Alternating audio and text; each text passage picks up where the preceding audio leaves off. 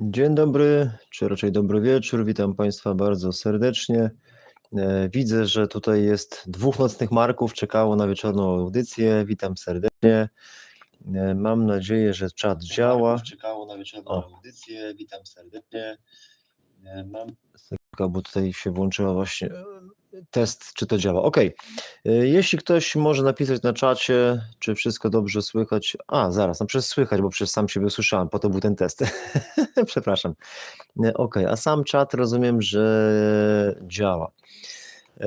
Dobra, witam serdecznie.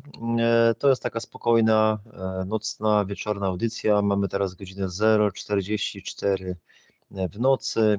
W nocy z 27 na 28 września roku pamiętnego 2025.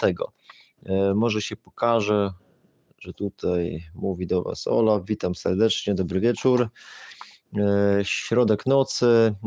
Zauważyłem, że często lubicie audycje nocne, właśnie weekendowe, tak. I witam serdecznie, działa, słychać, więc superancko. To jest właśnie dla mnie najważniejsza informacja, ale tak głupio wyszło, bo się nie zorientowałem, że specjalnie ustawiłem tutaj właśnie ustawiłem jakby sam siebie tak, żeby widzieć, czy działa ten przekaz jakby i czy też słychać jakby, nie? Dobra, to przejdźmy od razu do rzeczy. Pozdrawiam w ogóle serdecznie, fajnie, że jesteście. Stali widzowie, najbardziej zaprawieni w boju, zawsze na stanowisku. Czyli jakby szczególnie jest mi miło widać ludzi, którzy są teraz w tym samym momencie, kiedy ja do Was mówię, to Wy też tam jesteście po tej drugiej stronie właśnie, możemy nawet w te parę osób sobie porozmawiać o fajnych rzeczach, czy o przypowiedniach. Słuchajcie, mam tutaj parę przypowiedni, parę przeczuć nowych, parę starych i parę snów. Będzie to niezwykle trudne. Ja tu się przygotowałem, oczywiście mam z 20 screenów, chyba z 10 stron potwieranych, ale jest to niezwykle trudne, żeby to złożyć do kupy. Nie miałem też już czasu na chronologię, żeby to wszystko chronologicznie ustawiać. Po prostu wjedziemy z tematem od razu z kopyta. Mam nadzieję, że uda mi się to jakoś sklecić i no i tyle. No. Zapraszam do audycji i przyjrzyjmy się właśnie jak to, w sensie sekundkę, jeszcze chciałem zaznaczyć, że część rzeczy to były sny i przeczucia publikowane, być może zdarzą się jakieś niepublikowane, ale wydaje mi się, że wszystko było publikowane oprócz tych najnowszych, nie? O których tam na gębę wspominałem, także jakieś takie wany widziałem, czy takie samochody, czy jasne, białe, czy jakieś niebieskie, czy czarnawe, czy niebieskie, czy czerwone. Choć dzisiaj powiem Wam, że zaczynam się zastanawiać z tymi vanami, czyli z tymi samochodami związanymi z dronami, które tutaj nieustannie Europę niepokoją, to zacząłem fantazyjnie zastanawiać, jakby czy te vany to jest konkretny przekaz, czy to jest takie symboliczne, nie? Że i tak sobie fantazjowałem, czy może na przykład jak jest van czerwony, wiśniowy, czerwony, to może być jakiś, nie wiem, jakaś ruska prowokacja, tak? Ale jak na przykład byłby van ten biały, to jest, ja mówię teraz o takim przyczuciu, tak? I taki van biały, to może to na przykład byliby ludzie zwykli, cywilni, którzy po prostu lataliby i niechcący by gdzieś wlecieli w jakiś obszar zakazany, tak? Co jest bardzo łatwe, bo to jest popularny produkt, te drony, nie? Miało miejsce takie coś chyba nie w Sztokholmie, tylko w Oslo, w stolicy Norwegii, i tam właśnie dwóch z Singapuru turystów latało sobie i teraz nie wiadomo, jak to tam się wyjaśniło z tymi turystami z Singapuru, to by trzeba było prześledzić doniesienia medialne, więc myślałem sobie właśnie generalnie symbol tego vana z jakimiś gościami to może to Rosjanie, symbol białego vana to może po prostu biały, czyli niewinni ludzie, tak? Czyli część tych przypadków może być jakby niewinnych, nie? No i problem mi sprawiło van czarny albo niebieski, no bo jeżeli czarny, to można powiedzieć z czarnymi intencjami, a niebieski to, no już nie chcę mówić tak spiskowo, że to jakiś kraj NATO, tak? Że niebieski to kraj NATO, jakąś prowokację robi, ale tak zacząłem się zastanawiać w ogóle nad tą wersją wydarzeń. Ale dobra, bo ja teraz wjechałem tak jakby skomplikowanie, jak są nowi widzowie, to nie garniają tych symbolicznych przeczuć, więc jakby spójrzmy na razie na takie fakty i na sny, przeczucia i zaczniemy sobie je gdzieś tutaj obudowywać faktami, zobaczycie jak to się pięknie sprawdziło. Ja sam nawet nie wiedziałem, że tak fajnie. Zszokowałem się, jak tylko siadłem, znalazłem jakiś stary sen, stare przeczucie, patrzę, mówię, kurczę, to się wszystko tak sprawdza. Nawet nie wiedziałem, że tak bardzo, nie? I zacząłem to wszystko wyciągać, składać do kupy i się okazało tego tyle, tak dużo, że zastała mnie noc, nie chciałem robić tę audycję 22, a tutaj się okazało, o kurczę, nie? Dobra, zobaczmy sobie tutaj na doniesienia, co ja tutaj przygotowałem, sekundkę, może najpierw spójrzmy na te przeczucia. Tu tam mapka jest, to po prostu głównie mówimy właśnie o tutaj, o Morzu Bałtyckim i wszystkich krajach dookoła ościennych, tak? Ostatnio nam się fajnie tutaj sprawdziło przeczucie z Karlskroną, ze Szwecją, tak, że następna będzie Szwecja. I zobaczmy sobie właśnie na te przeczucia, które tutaj się ostatnio pojawiały na kanale i zobaczymy, czy właśnie coś tutaj się z nimi spełnia. Tutaj, tu jest właśnie ta Karlskrona, tak, czyli to przeczucie właśnie, że Szwecja będzie następna. Dobra, sekundka. Tutaj mamy co? To są te wcześniejsze, że całe niebo się zatrzęsie, to zostawmy. To są wcześniejsze poczucia, bo tam już nie kasowałem, jakby one tak zostały, przelećmy je tylko. O, dobra, tu jest jedna z ważniejszych rzeczy. To kiedyś było takie przeczucie, one były dane w piątek. Już nie chcę teraz szukać tych audycji, żeby nie tracić naszego czasu. Ale generalnie, nie wiem czy pamiętacie, było takie przeczucie w piątek właśnie, tam był cały szereg, cała kompilacja różnych przeczuć, ale jedno z nich było takie, że coś jeszcze w tym całym temacie, Bałtyk właśnie, te porty, to wszystko, że coś jeszcze za 2 tygodnie, lekko ponad 2 tygodnie, no to lekko ponad 2 tygodnie, to jest właśnie sobota, niedziela, poniedziałek, teraz, tak? Teraz mamy właśnie noc z soboty na poniedziałek, przepraszam, z soboty na niedzielę, ale te lekko ponad 2 tygodnie, to ja rozumiem, że to jest na przykład nie 2,5 tygodnia, tylko na przykład 2 tygodnie i 3 dni, tak? Czyli w to wchodzi jeszcze sobota, niedziela i poniedziałek, tak? Więc widzimy teraz, że dzieje się. Potem z perspektywy czasu będziemy w stanie to ocenić, czy tak się jakby wydarzyło, tak? Tu też były takie te przeczucia właśnie, że patrząc w niebo paraliż i to się pięknie sprawdza, bo w zasadzie mamy cały czas paraliż tych lotnisk i tego ruchu lotniczego, nie? Cały czas tam wchodzi ten paraliż i te wszystkie rzeczy, ale idźmy dalej. Tu mamy właśnie te przeczucie z paraliżem, z obwodem kaliningradzkim, z krajami bałtyckimi, z NATO, z tym wszystkim, tak, że pamiętacie, bo te przeczucia są jeszcze przed tymi wydarzeniami, tak, wtedy to nie było paraliżu, tak, nikt się nie spodziewał paraliżu, tak, bo to fajnie jest zobaczyć właśnie, kiedy będzie powiedziane, że czuję, że następna będzie Szwecja i zaraz następnego dnia jest Szwecja, to się pięknie sprawdziło, ale trzeba też spojrzeć na te wcześniejsze przeczucia, które też wspaniale się po prostu spełniają, czyli właśnie, że wtedy nie było jakby mowy o paraliżu, tak? Nie było mowy o pustym niebie, tak? Puste niebo to było właśnie wtedy, kiedy spokojnie lotnictwo rosyjskie sobie operowało kilkanaście minut jakby w przestrzeni Estonii, tak? Jakby brakowało tych Gripenów, które dopiero po czasie nadleciały, a paraliż to jest cały czas ten paraliż tych lotnisk jakby, nie? Ale idźmy dalej, zobaczmy sobie.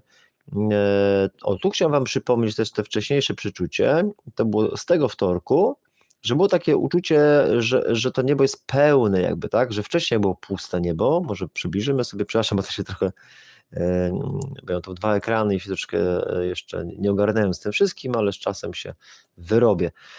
I tu mamy właśnie, to już wam też opowiadałem, czyli we wtorek byłem w archiwum i miałem tam takie przeczucie, tylko tam już było właśnie, że jest takie pełność, taki jakby ciężar, że pełność, że pełno tego wszystkiego jest i cała ta atmosfera jest pełna i też właśnie to dotyczyło właśnie atmosfery, ale też już tak czułem, że kosmosu, tak, czyli już jakby te rzeczy tak się nawarstwiły, że one jakby sięgają kosmosu. I wiecie co, może wezmę teraz jakby na siebie i wam od razu pokażę z tym kosmosem, albo zaraz, bo tu jeszcze widać tu Szwecję, sekundka, Tu mamy właśnie przeczucie, teraz to dotknie Szwecję, tak? No i dotknęło tą Szwecję.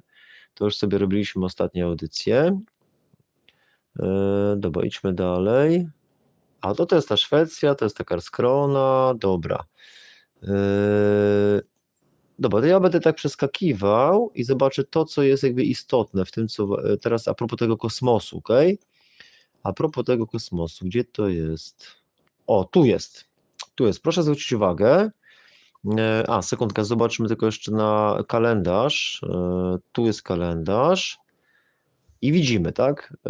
Dzisiaj jest właśnie noc z 20, to jest troszkę zamazane, to jest 27 sobota, tu widzimy sobota, tak? Tu jest niedziela 28, to teraz do Was przemawiam. I teraz tu mamy 25. Zobaczmy na doniesienia. Przepraszam, to jest 26, czyli piątek, tak?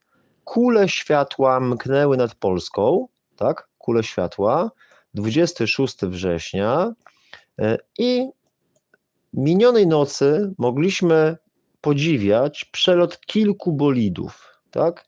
Kilku bolidów mknących po niebie, może zbliżmy, mknące po niebie kule światła można było zauważyć. I tyle, to już tam nie będziemy całych artykułów czytać, tylko żebyście jakby poczuli to, że to po prostu się fajnie sprawdza, że jak jest przeczucie jakby, że te pełne niebo, czyli pełne tych wydarzeń, tych zjawisk, tych dronów, tych samolotów, tego wszystkiego, tych jakby zakłóceń, lotów, radiolokacji, tego wszystkiego, to tam jeszcze było w innym SMS-ie było właśnie, że jeszcze poszedł do tego kosmos. Poruszaliśmy właśnie, że w tym tygodniu doszedł jeszcze ten minister obrony narodowej Niemiec, Pistorius, który mówił właśnie te wszystkie rzeczy, o których rozmawialiśmy, z satelitami, tak, że Rosjanie śledzą 2 satelity rosyjskie, to oprócz jakby satelitów, to jeszcze się okazało, że niebo jest pełne bolidów, czyli jednej nocy w Polsce było kilka bolidów, tam ktoś pisze to potem zobaczę na ten, bo jeszcze po angielsku to już zupełnie na czacie potem zobaczę to wszystko, ok? W chwili przerwy, czyli widzimy, że i ten kosmos i pełne niebo, a szczególnie kosmos, jakby łącząc te dwa przeczucia, czyli i kosmos i pełne, to jest pełne, bo jest pełne bolidów, tak? To jest jakby kolejny taki etap, jakby kolejny poziom, że to się jakby jeszcze mocniej sprawdza, nie? I ja wiem, że ktoś powie, że to takie śmieszne, to takie niby tylko że jeżeli się złoży do kupy ilość tych rzeczy, a zaraz prześledzimy sobie, jak wiele z tych rzeczy zazębiło się o 1-2 dni, to się stanie, zrobi się dziwnie, gwarantuję, zrobi się dziwnie. Spójrzmy dalej, bo to ciężko jest tak jakby, wiecie, no, powiedzieć, kurczę, w krótkim czasie ileś tych różnych rzeczy i potem, żeby człowiek to zobaczył, że o kurczę, to faktycznie w tym dniu to się wypełnia jakby, nie? Ale ktoś, kto ma wyobraźnię, tak, lub sobie zapisze na kartce, rozpisze jakby i zobaczy to po prostu, to dostrzeże po prostu, że to jest po prostu jakoś niewytłumaczalne, znaczy ja tak mówię, wiecie, no w cudzysłowie, bo ja to często nazywam, jak to działa, że to się po prostu jakby wypełnia i to jest właśnie coś takiego najfajniejszego, to jest taki skarb na tym kanale, że udało się tutaj jakby przekazać Państwu bardzo dużą, jakby tak naprawdę rekordową liczbę tych snów, przeczuć i przepowiedni, które się po prostu jakby wypełniają, nie? Dobra, no to idźmy dalej. Cofnijmy. Sekundkę. Dobrze, co my tu mamy? Zobaczmy teraz dalej, bo to jest, bo to właśnie tak nazwałem tutaj, jak macie na miniaturce, że wszystko zaczyna układać się w jedną wielką całość, nie? I to jest takie ciekawe właśnie, że te wszystkie przeczucia, sny, one zaczynają się układać w jedną wielką całość. Dobra, zobaczmy dalej teraz. To może po kolei pójdźmy. Cofnijmy się do takiej audycji z 26 sierpnia. Tam mamy, słuchajcie, zaraz sobie ją włączymy. To jest raport Jasnowidza, sprawdzona przepowiednia, trąba powietrzna, apokalipsa, Jasnowic z Gdańska, tak, 26 września. Zobaczmy sobie na tę audycję. O co chodzi, drodzy Państwo? W tej audycji z tymi trąbami powietrznymi, to same te trąby, one jakby powiedzmy nie mają tam jakiegoś większego znaczenia, że trąby powietrzne. Chodzi o to, że ja tutaj jakby mówiłem, chociaż muszę to pokazać, chodzi o to po prostu, że te trąby powietrzne, może najpierw wam powiem na gębę, przepraszam, bo się zakręcimy. Motyw trąb powietrznych pojawiał się często w snach. Kiedyś był taki fajny film pół roku temu, 24 trąby powietrzne, i tam znalazłem taką fajną ciekawostkę, którą nikt nie zauważył, ja przynajmniej na internecie nigdzie nie widziałem czegoś takiego. To w ogóle miało nawet dość dużą oglądalność, właśnie te 24 trąby, które pokazywały, że jakoby by to zapowiedziało konflikt na Ukrainie, te 24 trąby. I pokazywałem, że właśnie i w snach te trąby powietrzne, ale też w rzeczywistości mogą wróżyć coś takiego niedobrego, czasem nawet i wojnę, taka zapowiedź wojny jakby, nie? Albo jakichś niedobrych wydarzeń. Później następnie nad polskim wybrzeżem pojawiły się trąby powietrzne, nie? Ich tam było chyba z 7, co było też takie ciekawe, że akurat chyba w Drawsku Pomorskim, tak, czy gdzieś tam w Kołobrzegu, gdzieś właśnie nad brzegiem Bałtyku, akurat właśnie kilka trąb, może i nawet 7, i może zaraz posłuchamy, tam generalnie tłumaczyłem, że jedne jakby schodzą, tak, z tego nieba do ziemi, te trąby powietrzne, czy jakieś formułują się jakieś takie wydarzenia w naszej, powiedzmy, tak symbolicznie mówiąc, przyszłości, ale niektóre nawet dochodzą do ziemi, czyli te wydarzenia się zrealizują, jakby, że dochodzą do ziemi, to chodzi o to, że zaraz zobaczycie, że ja to interpretowałem tak, że to jest takie zapowiedź takich nie do końca dobrych rzeczy, nie do końca pozytywnych. I na przykład mieliśmy katastrofę polskiego samolotu F-16, tak? I się okazało, że no, że faktycznie to jest jakby zejście z góry na dół, nie? Trąba schodzi z góry na dół, tak samo nasz F-16 z naszym superpilotem zszedł z góry na dół i się rozbił jakby, tak? Jak na przykład, nie wiem, była super parada wojskowa, największa chyba w historii Wojska Polskiego, to zaraz się okazało, że wojsko nie jest aż takie super, bo tutaj nam drony wlatują jakby, nie? Że to wszystko nie jest takie piękne. I te przekonanie też o jakiejś takiej wielkości, czy nie wiem, Polska 20 gospodarką świata, czy coś, tak, to ta Polska doznała takiego utarcia nosa jakby, tak, czyli no coś takiego. I teraz jakby sekundka, bo trochę chyba się przeziębiłem i muszę czasem łykać.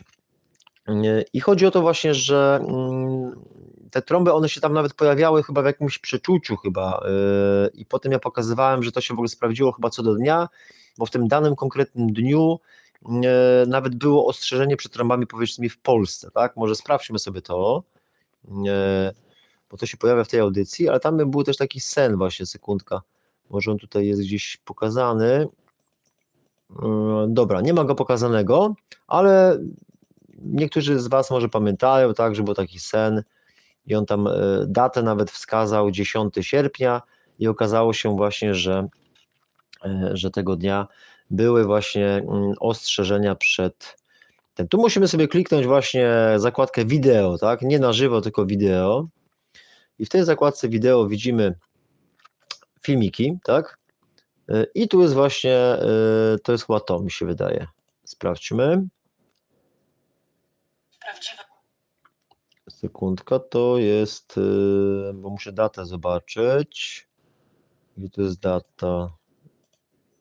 Jest, 26 sierpnia, tak? Oj, sekundka, 26 sierpnia, tak? Czyli cofnijmy się troszkę w czasie, 26 sierpnia, dokładnie o miesiąc. Zgłośnijmy troszkę tego.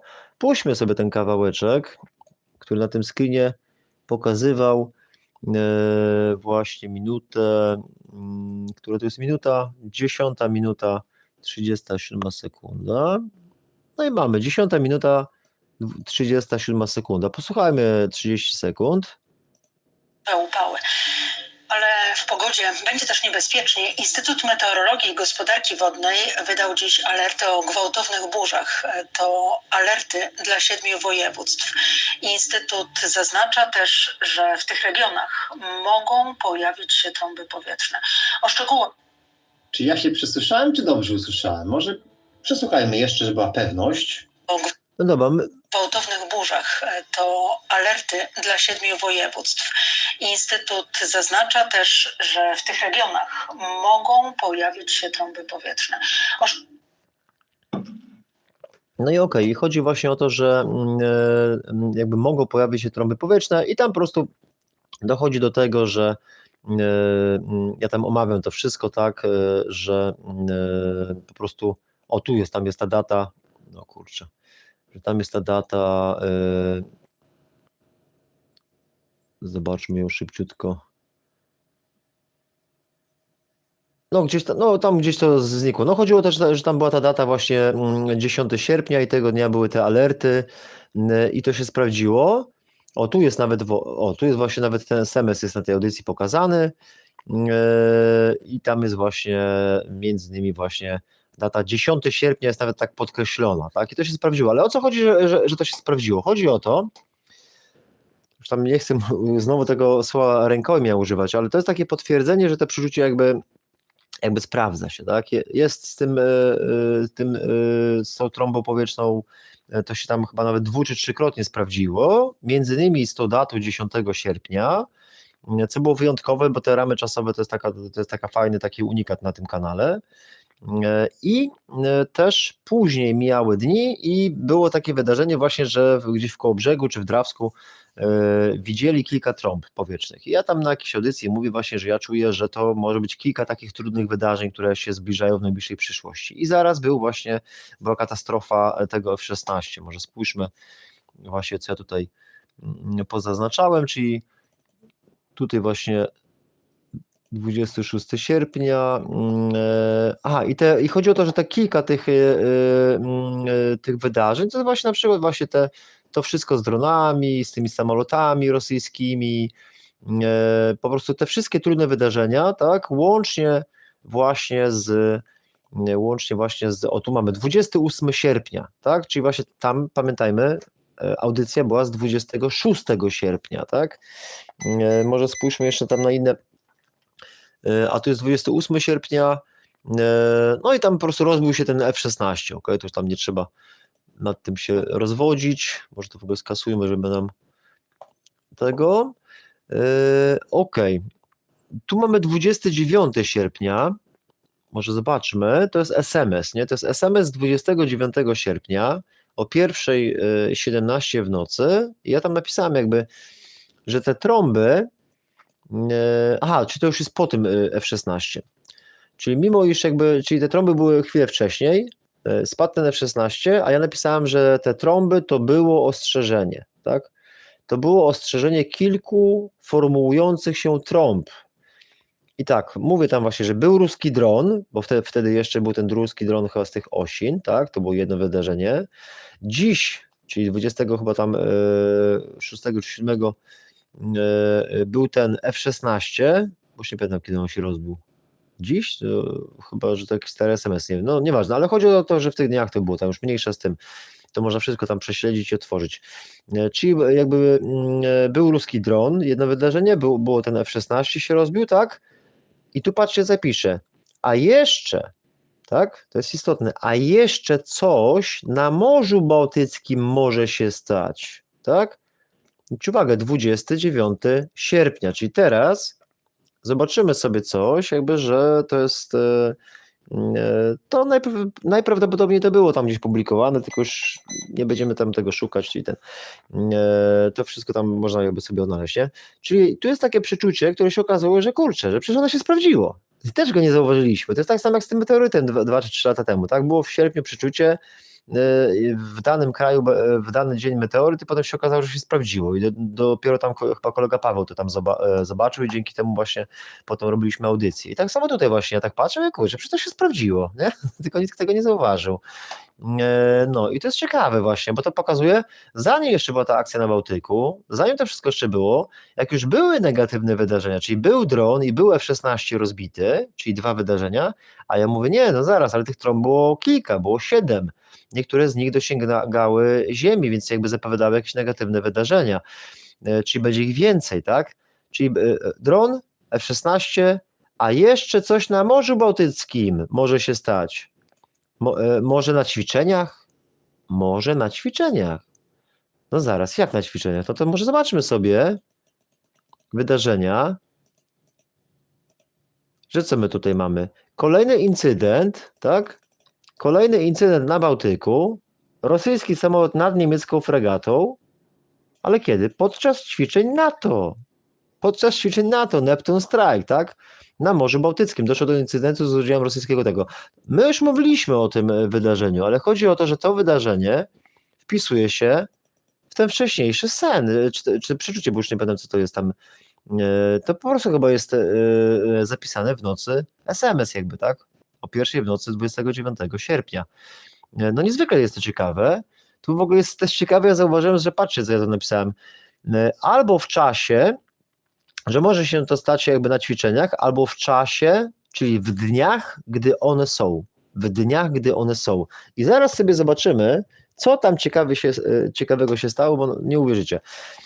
I tutaj jeszcze napisałem w nawiasie jakby, bo już nie mogłem chwycić tego przeczucia, że zatopienie, jakieś, nie wiem, łatny albo łatwe, coś takiego, że łatwe, czy zatopienie, jakby, no nie mogłem tego jakby chwycić jakby i no i to uleciało. No teraz jedyne co łatwe możemy powiedzieć, to że ci operatorzy dronów mają łatwe zadanie, latają sobie dronami i cała Europa trzęsie gaciami, za przeproszeniem, jeśli mogę tak sobie zrymować. I tyle, ale to fajne to jest jakby, że że te trąby, ruski dron F-16 i że może się coś stać jeszcze na Morzu Bałtyckim na ćwiczeniach albo w dniach, gdy one są, w dniach, gdy są ćwiczenia. I spójrzmy, słuchajcie, w jakich dniach są te ćwiczenia, bo to jest niesamowite, jak ja to spojrzałem, to my kurczę, mamy. Jedno to są doniesienie z czwartku, tak? To jest to właśnie ten ruski samolot tam przeleciał nad tym, tak? Ja w ogóle nie wiedziałem, że aż tyle jest tych ćwiczeń wojskowych na Bałtyku, bo jedne ćwiczenia to jest Neptune Strike, ale tam są jeszcze inne ćwiczenia, słuchajcie. Tutaj mamy ćwiczenia jakieś, a nie, to też jest Neptuno Kirtis 25, aha, bo to jest po prostu po litewsku, ok, bo to jest Wilno TVP.pl. Litewska armia i sojusznicy rozpoczęli manewry na Bałtyku, ok, czy to jest chyba to samo, dobra. Neptuno Kirtis, czy to po prostu jest potem, dobra, ale tak czy inaczej jakby oni rozpoczęli właśnie w tym czasie te ćwiczenia i wtedy właśnie była ta akcja z tym samolotem rozpoznawczym nad niemiecką fregatą, ale złóżmy to w całość, że jakby, może tak będę czasem brał na siebie i wam tłumaczył jakby, tak, że w lipcu było z trąbami powietrznymi, spełniło się 10 sierpnia, jako taka rękojmia, że faktycznie z tymi trąbami tak jest. Były te trąby, kilka trąb we Władysławowie, czy gdzieś tam, zapowiadały te wydarzenia i było parę wydarzeń, bo właśnie dron spadł w Polsce, był ten F-16 i do tego doszło też przeczucie, tak? Oprócz tych rzeczy jeszcze przeczucie doszło pod koniec sierpnia, że nie, no bo można byłoby tak pomyśleć, nie? Że przecież już były 2 negatywne wydarzenia, to już pan starczy, nie? Jakby ktoś miał tak losowo wybrać, to by powiedział, nie, to i F-16 się rozbił, kurczę, i ruski dron spadł jakby, no to już tam za bardzo to tak, przecież nie może cały czas się źle dziać, nie? A tu mimo wszystko było, że nie, no, że będzie więcej, nie? I że będzie dużo się takich rzeczy działo w trakcie ćwiczeń, tak? Tam był wymieniony Bałtyk, tak? W trakcie ćwiczeń na Bałtyku. I w trakcie tych ćwiczeń właśnie teraz są te ćwiczenia i właśnie teraz jest masa tych akcji z tymi dronami, to jest jedno, z tymi samolotami się dzieje, to jest drugie i też z tymi satelitami niemieckimi to jest trzecie i z tymi bolidami, że jednego dnia kilka bolidów spada, to jest czwarte, tak? I tych wydarzeń jest ileś i to jest wszystko na przestrzeni tych kilku dni albo 48 godzin w zależności, które wydarzenia, ale one się kumulują właśnie 26, 7, 8, właśnie te ostatnie 48 godzin jakby i teraz, nie? Więc to jest jakby wyjątkowe, bo zaraz zobaczycie też takie sny, tam chyba z marca pół roku temu, które też w to pięknie wejdą, nie? Dobra, zostawmy to, już skasujmy, może było troszkę miejsca. Tak samo tutaj czytamy, zobaczcie, Władysław Kośniak-Kamysz poinformował o rozpoczęciu wspólnych ćwiczeń wojskowych Polski i Szwecji, nie? I teraz one odbywają się na podstawie porozumienia o współpracy obronnej podpisanego 2 września. Czyli oprócz tych Neptino Kritis tam, czy po prostu Neptune Strike, tak, jak one się nazywały, sekundka, Neptune Strike, to oprócz tych ćwiczeń Neptune Strike, to jeszcze okazało się, że osobno sama Polska i sama Szwecja robią swoje ćwiczenia SNEX Gotland Sentry, tak, teraz tam wysłali też Polacy chyba spadochroniarzy, nie? Ale dlaczego są te ćwiczenia? To są pierwsze w historii, przeczytajmy, pierwsze w historii bilateralne ćwiczenia typu SNEX, Gotland Sentry, tak? Gotlandzka Straż.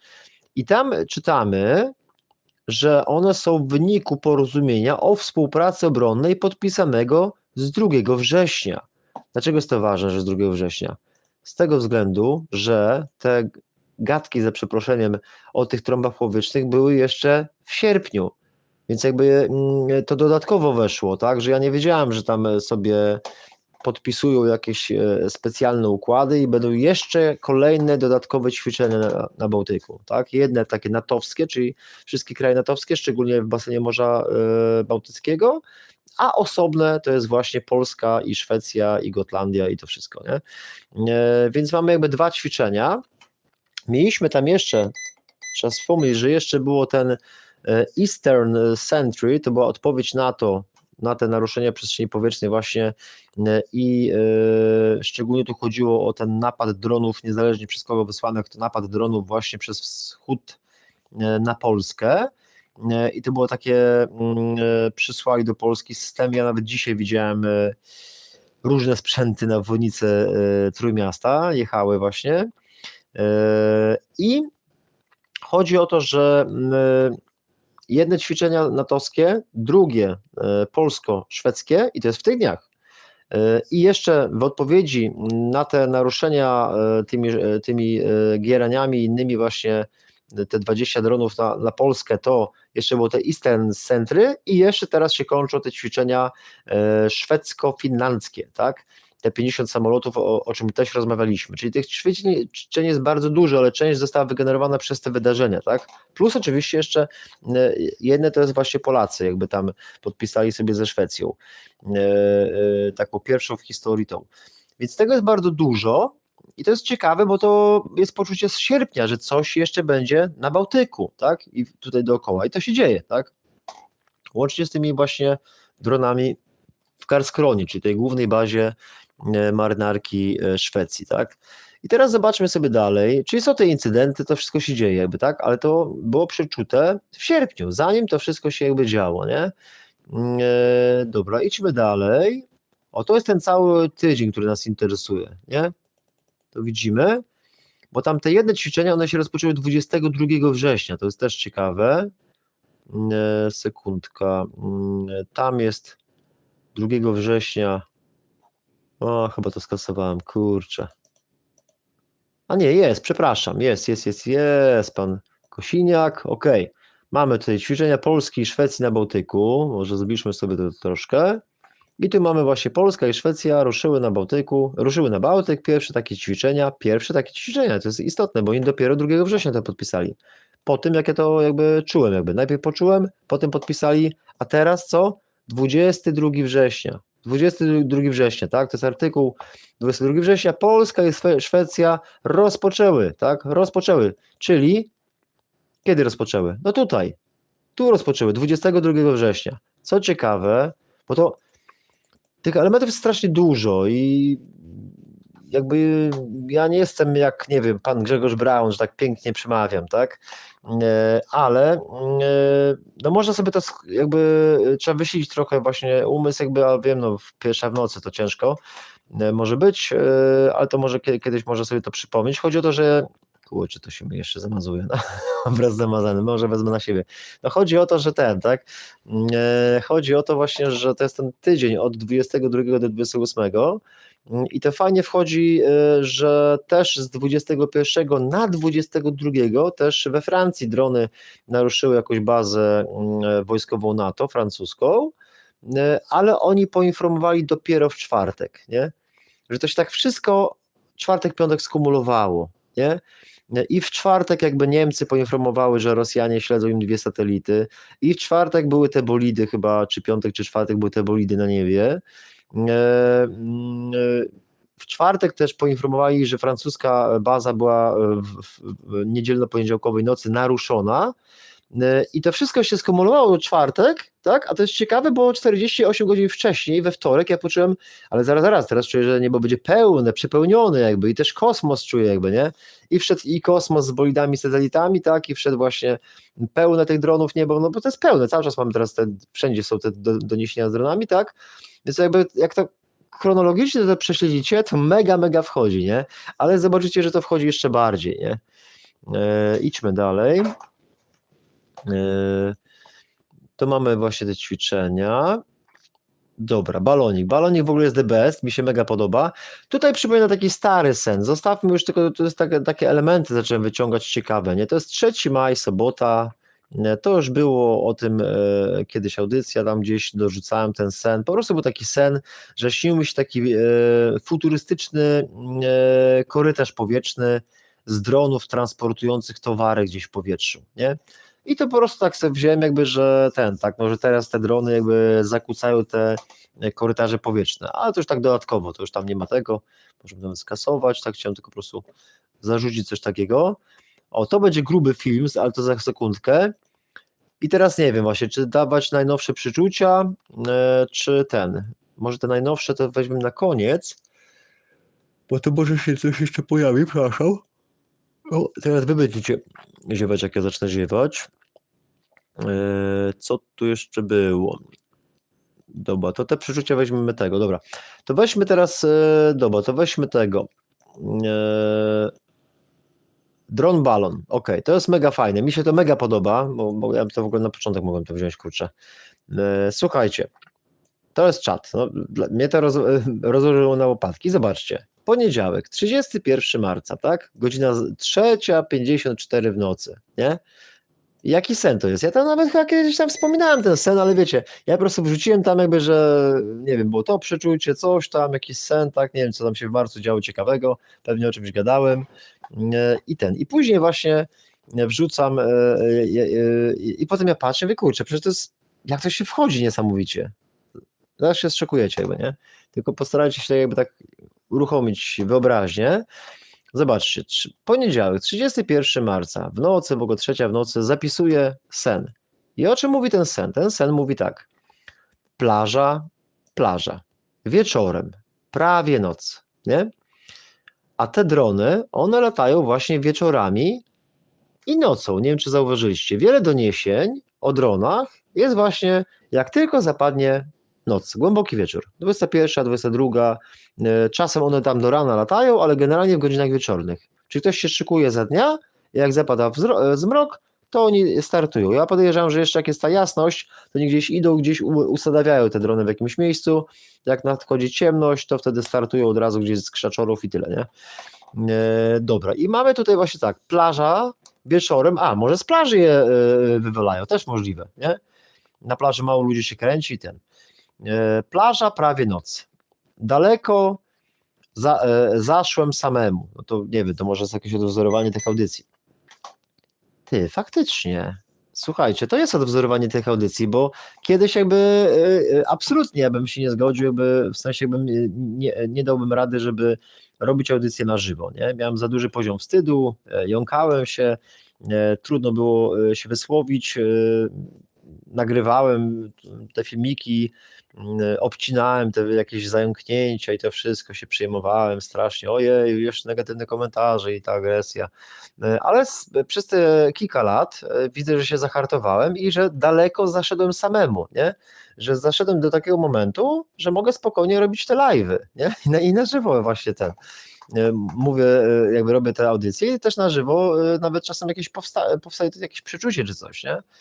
Więc można powiedzieć, że daleko zaszedłem, nie? Znaczy, no jeśli chodzi o przeczucie, to nie jest samemu, bo to jest jakby w asyście Ducha Świętego, jeśli możemy tak powiedzieć, ale to jest jakby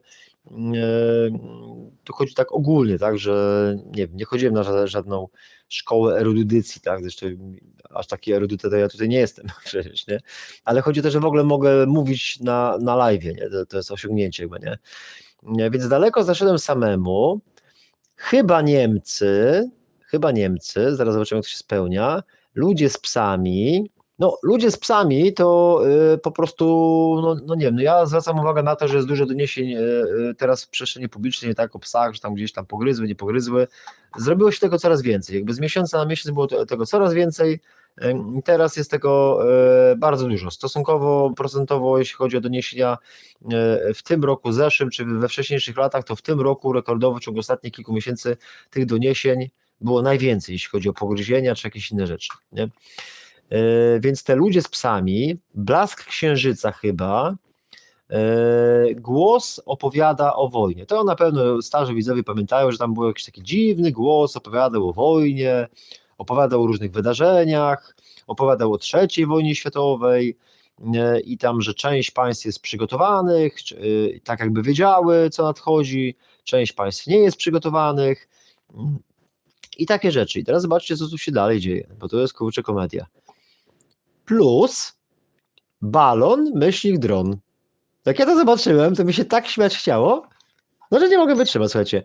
Plus balon, dron z mini ładunkiem. I tam, gdzie wiatr zawieje, to walnie. Chodzi o to, że nie macie wrażenia, że te drony od tych kilku dni, że tam, gdzie wiatr zawieje, ten. Jak nie Dania, to Szwecja. Jak nie Szwecja, to gdzieś Francja. Jak nie Francja, to zaraz Norwegia. Albo z powrotem Dania, jakby, nie? Że tak jak zawieje, tak te drony latają, nie?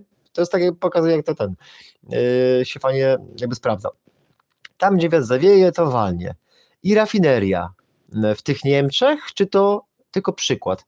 I to, żeby to dobrze zrozumieć, każdy wie, że od tygodnia Ukraińcy na maksa tłuką rosyjskie właśnie rafinerie, przepompownie paliwa, pociągi z benzyną, tego jest dużo. Widać, że nawet jakby ktoś z Państwa, ktoś się orientuje, mógłby to potwierdzić, że, bo pewnie nie wszyscy tak jakby się orientują bardzo dobrze w temacie, ale jest takie też, że teraz Ukraińcy rekordowo dużo tego bombardują, że to wpłynęło nawet na rynek paliw w Rosji, a nawet brakuje im tego paliwa, tak? Czyli rafinerie. I ja tutaj piszę właśnie w Niemczech, czy to tylko przykład, bo już straciłem pewność, czy to chodzi o rafinerię w Niemczech, I teraz jak spojrzymy synkretycznie, pamiętajmy, że to jest marzec, kwiecień, maj, czerwiec, lipiec, sierpień, wrzesień, to było pół roku temu, tak? I mamy właśnie, że teraz rozwalają te paliwo, tak? Mamy właśnie te wszystkie pozostałe elementy. O tych psach mówią dużo, w sensie w Polsce akurat, nie? Mamy tam, co tam jeszcze było? Sekundka, mamy właśnie, że w nocy, bo w nocy się odpala te drony, czy wieczorem, tak? Ja zaszedłem daleko samemu, czyli w tych audycjach jakby, tak? Mamy Niemcy, ale spójrzmy, o co chodzi z tymi Niemcami, bo to jest bardzo ciekawe, z innego względu, poczekajcie, bo może to źle opowiadam, sekundka, bo ten balon dron i te Niemcy, tak? I ta trzecia światowa, bo to w pewnym sensie jakbyśmy widzieli trzecią światową na naszych oczach, nie? Poczekajcie, poczekajcie, bo tu też jest ciekawe, że ostatnio, jeszcze tutaj dorzucę, do wyżej wymienionego, to jest teraz w ten czwartek, akurat w ten czwartek przyszło poczucie, ja wam przysięgam, że tamtego nie pamiętałem tego przeczucia z marca, nie? Ale tu w czwartek właśnie przyszło poczucie do wyżej wymienionego i ogólnie tego wszystkiego, ostatnio to drony z małymi czarnymi skrzyneczkami, nie? Czyli zakłócenia radiowe i tam jeszcze konfetti, tak się zastanawiam, nie? I to jest ciekawe, że tu się pojawiają jakieś drony z tymi skrzyneczkami, tak? A tu się pojawiają tu się pojawia balon dron z mini ładunkiem. A często mówimy jakby, nie, że może dron z jakąś paczką taką jakby jak papierosów, ale czarną, tam coś wrzucą, albo mini ładunek właśnie. To ciekawe, że to się pojawia w marcu i to się pojawia teraz. To się ciekawe jest, że to przeczucie, które się pojawiło w czwartek, tam zapisane właśnie, to zobaczmy, co się stało właśnie w okolicach czwartku, oprócz tych bolidów, oprócz tych wszystkich rzeczy. Słuchajcie, okazało się, że w czwartek Niemcy również zostały zaatakowane tymi dronami, ale oni dopiero powiedzieli to po czasie. Tak samo jak w nocy z niedzieli na poniedziałek francuska baza wojskowa została zaatakowana, a oni dopiero w czwartek powiedzieli, to jest też niezłe, że oni w czwartek powiedzieli, tak, przez kilka dni siedzieli cicho, a w czwartek się przyznali, czwartek, piątek były te bolidy, tak, i właśnie w czwartek, w nocy z czwartku na piątek były Niemcy zaatakowane, co sobie zaraz spojrzymy, żeby nie był gołosłowny, tylko oni chyba w piątek czy w sobotę się przyznali do tego ataku i zobaczmy sobie balon dron. To będzie komedia. To naprawdę, jak to złożycie do kupy, ja muszę chyba zacząć te rysuneczki rysować, bo to będzie naprawdę tak zabawne, że sekundkę, poczekajcie. Dobra, bo to jest chyba sekundka. Co my tu mamy? To jest, nie, to jest Dania. Dobra, to nie, czyli, przepraszam, wiecie co, kurczę, bo to jest na tym, to nie jest w screenach, tylko to jest, dobra, tutaj, okej. I tu zobaczmy tak, to będzie za chwilkę, bo to już będzie komedia totalna. Gdzie mamy te Niemcy? Tu mamy, słuchajcie, jeśli dobrze pamiętam, tu sobie przypomnijmy, tak, mamy tu Francję, tak, i tu mamy właśnie, doszło w nocy z niedzieli na poniedziałek, jednak dopiero teraz zdecydowano się upublicznić tą informację, tak, dopiero po kilku dniach, tu mamy 25 września, tak, okej. Mapka to mapka, to za chwilkę, to tak samo, to wszystko nie jest aż tak istotne. Tutaj zobaczmy, mamy właśnie alarm dronowy w Europie, tajemnicze obiekty nad wojskową bazą i lotniskiem. Pamiętajmy też, że na początku te drony jakby nie były na tych bazach wojskowych, tak? Ja mówiłem, że one będą na bazach wojskowych i potem się okazało, że ze zwykłych lotnisk one się przerzuciły na bazy wojskowe, nie? Bo mówiłem, tak, że tam, gdzie będą myśliwce F-16, F-35 jakby, i teraz tak się dzieje, zauważcie, teraz dokładnie tak się dzieje. I teraz patrzcie, władze Danii, Norwegii i Niemiec postawiono w stan gotowości po serii incydentów z udziałem niezidentyfikowanych dronów, które zaobserwowano w pobliżu kluczowych obiektów wojskowych i cywilnych. W nocy z piątku na sobotę duńskie siły zbrojne potwierdziły liczne przypadki naruszenia przestrzeni powietrznej, co wywołało szeroką, zakrojoną reakcję policji. No i tam wiadomo, że wzbudziło obawy o szpiegostwo i sabotaż. Dobra, idźmy dalej, znajdźmy od razu te Niemcy. Gdzie tu jest? Sekundka. Kilka incydentów z dronami w kilku lokalizacjach sił zbrojnych, czy już nie jedna baza, pamiętacie? Bo na początku była Kopenhaga, nie wiem, czy sobie przypominacie. Nie? Kopenhaga i Oslo potem się okazało. Potem było kilka lotnisk wojskowe, a teraz mamy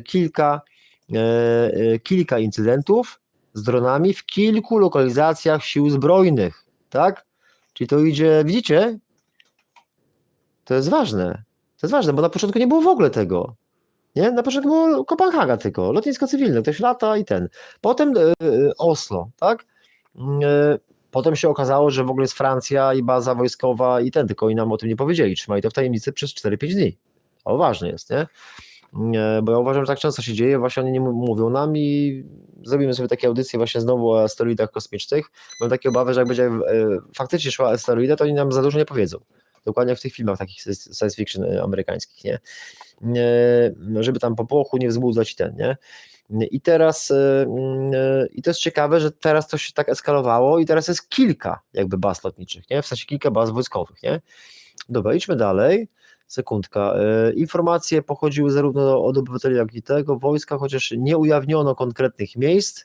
No i teraz jakby trzymają w tajemnicy miejsca, potem się może przyznają. Potwierdzono, że do jednego z najpoważniejszych zdarzeń doszło w piątek wieczorem w rejonie bazy lotniczej Karup w środkowej Jutlandii. Może zobaczmy sobie w ramach odpoczynku, gdzie jest baza Karup. Tu jest właśnie baza Karup, czyli tam właśnie, tu widzimy, jak się zbliżymy, to od razu widać ładnie, że to właśnie chciałem wam pokazać, że u nas bazy lotnicze są zamazane, nie? To jest właśnie ta miejscowość Karup i ta baza lotnicza, a tu mamy normalnie wszystko, słuchajcie, pięknie widać, nic nie zamazują, nie wiem, po co w ogóle dronem lecieć, skoro wszystko ładnie widać, nawet jak się zbliży, słuchajcie, to nawet widać pojedyncze śmigłowce. Już jest z daleka poznaję. Widzicie? A jak u nas weźmiecie bazę w Malborku, to wszystko jest pikseloza jest po prostu, nie? A tam normalnie się nie, tam jest normalnie są F16, F35, cała baza jest wszystko widoczne, jakby nie, tylko u nas jest takie wrażenie, że my se mapę zapikselizujemy, czyli taką tajemnicę wojskową trzymamy, nie? Przecież to Rosjanie już nas dawno totalnie zinwigilowali, to już nie musimy tu pikselozy robić, nie? Ale dobra, mniejsza z tym, to jest ta baza wojskowa, cofnijmy się tylko troszkę do kosmosu i tak chciałem chwilę przerwy, a tutaj widzę, że to wszystko zamula, dobra, mniejsza z tym, czyli mamy tak, gdzie to było, tutaj, tak, ok, idźmy dalej, nocne loty, nocne, pamiętacie, jak w tym śnie było? Nocne loty nad duńskimi obiektami wojskowymi, ok, zostawmy już ten, przejdźmy, gdzie są te Niemcy, przepraszam, wiecie co, bo, jest tutaj, to przepraszam, bo to jest dopiero tutaj są te Niemcy, a to nas interesuje, Norwegia i Niemcy, również w stanie alertu, tak, i mamy, problem nie ogranicza się do Danii, norweska policja poinformowała o wszczęciu dochodzenia w sprawie możliwej obecności nielegalnych dronów w pobliżu bazy lotniczej Kurland. Jest to największa, zwróć uwagę, była największa baza marynarki wojennej Szwecji w Karlskronie, a tutaj mamy największa baza wojskowa w kraju, gdzie stacjonują myśliwce F-35, nie? Czyli jak oni paraliżują już Szwecję, Danię, Norwegię, to te wszystkie jakby NATO generalnie ma przewagę w powietrzu, ale te parę dronów może spowodować, że tej przewagi w powietrzu wcale mieć nie będzie, rozumiecie? Albo będą startować i jakiś dron wleci niechcący do silnika i walnie takie F-35, będzie tragedia. Choć aktywność dronów nie została jeszcze oficjalnie potwierdzona, władze traktują zgłoszenie bardzo poważnie, no bo oni teraz nie potwierdzają, a za parę dni potem potwierdzą, nie? I teraz najważniejsze, zobaczcie, tymczasem w Niemczech, w następstwie wydarzeń w Danii, policja w Szlezwiku-Holsztynie potwierdziła zaobserwowanie licznych dronów, tak? Czyli to nie przypadek, tak? Licznych dronów, co czytamy?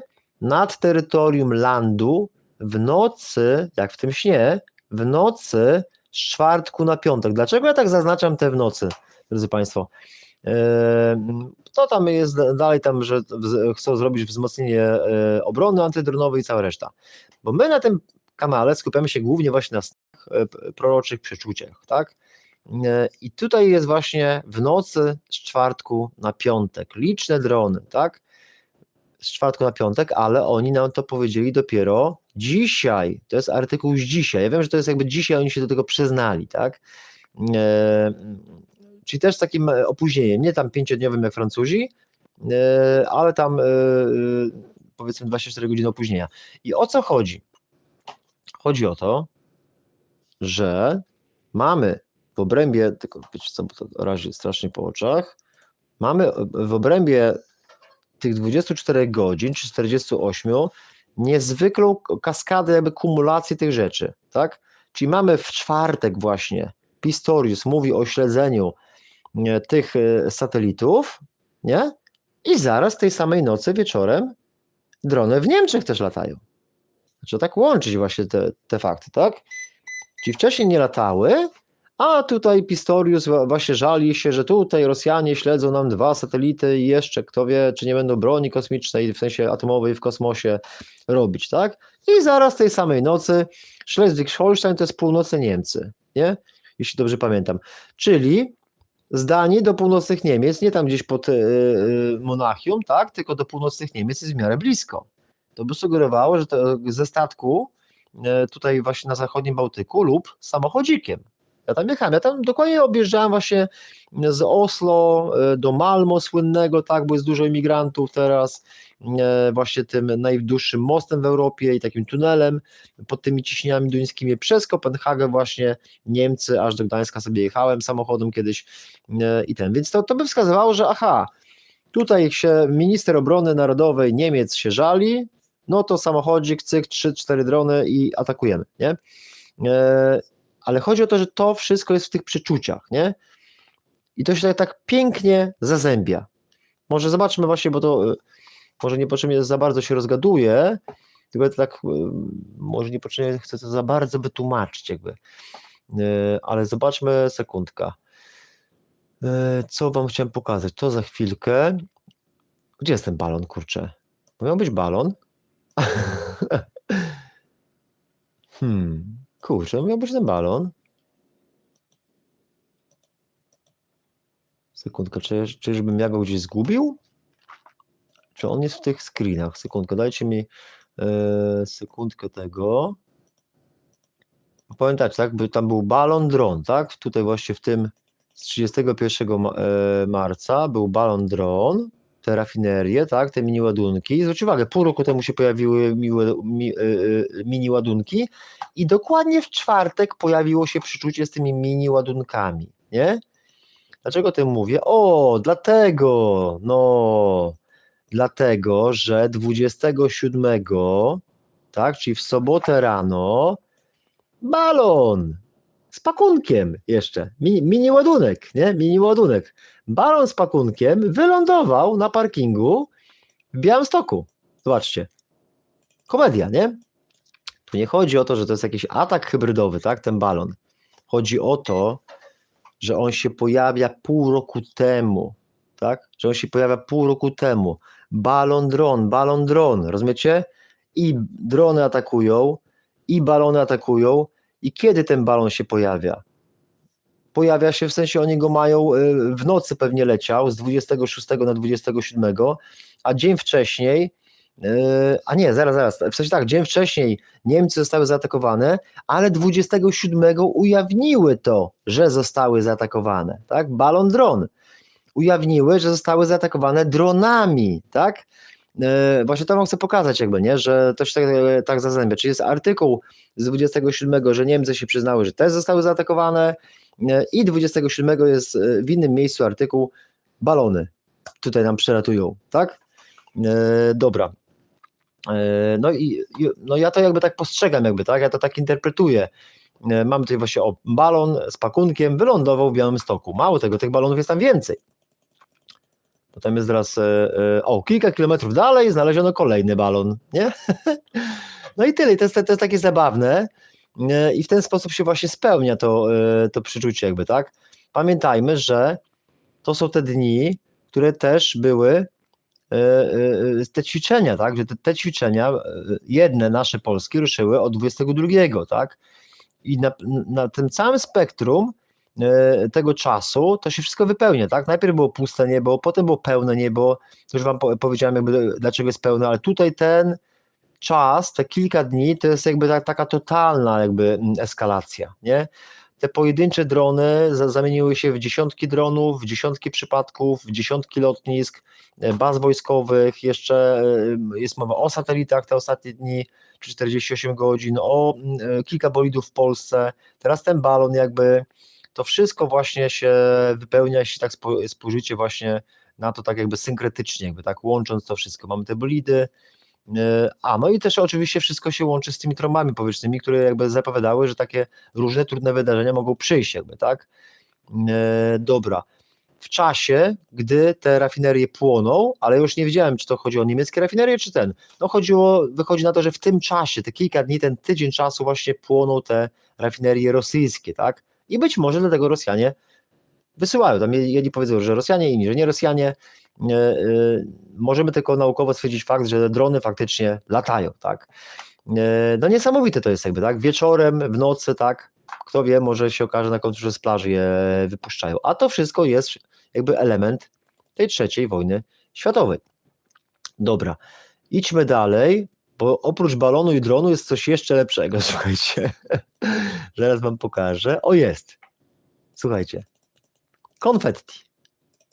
Konfetti. Widzicie konfetti? Pamiętacie konfetti w trakcie ostatniej audycji? Małe czarne skrzyneczki i konfetti? To teraz patrzcie. Zapnijcie pasy. Chyba, że to poczekajcie, chyba, że to nie na tym jest. To chyba jest na tym. Tutaj jest. Zobaczcie. 26 września. A kiedy był 26 września? Przypomnijmy sobie, kiedy był 26 września. Mamy. 26 września. To jest dokładnie piątek. Tak? Piątek, 26 września. I co tam się pojawiło w ten piątek 26 września? Czytamy artykuł w województwie lubuskim, tak? Sekundka. Widzicie to, tak? W województwie lubuskim, to jest ten na zachodniej Polsce, przy granicy z Niemcami, bo przecież mówimy, że Niemcy będą wtedy zaatakowane, tak? Spadły ulotki Bundeswehry. Spadły ulotki Bundeswehry, czyli konfetti. Podaje Gazeta Lubuska. Na pojedynczej kartce znajduje się trójkątny symbol oraz komunikat napisany po polsku. Okazuje się, że to zaplanowany element ćwiczeń niemieckiej armii, która zrzucała ulotki z balonu. Z balonu! Rozumiecie? Balon, dron, nie dość, że balon jeden ląduje, słuchajcie, na wschodzie Polski pod Białymstokiem, to inny niemiecki balon rozrzuca ulotki, czyli konfetti, słuchajcie. Kiedy? W trakcie ćwiczeń. Rozumiecie? Balon, dron, Niemcy, konfetti, w trakcie ćwiczeń, w tym czasie jakby, no to masakra jest po prostu, nie? Mega, moim zdaniem mega dużo się ja wiem, może nie potrafię tego tak opowiedzieć jakby składnie, ale to jest to po prostu, nie? Czytamy, słuchajcie, sekundka, przejdźmy dalej. Próbna ulotka Bundeswehry, która została rozprowadzona przez balon bez załogi, napełniony gazem helium. Za jej pomocą ćwiczy Bundeswehra zastać mieszkańców w ciężko dostępnych terenach. Brzmi komunikat na ulotce, jest on napisany bez polskich znaków i z licznymi błędami.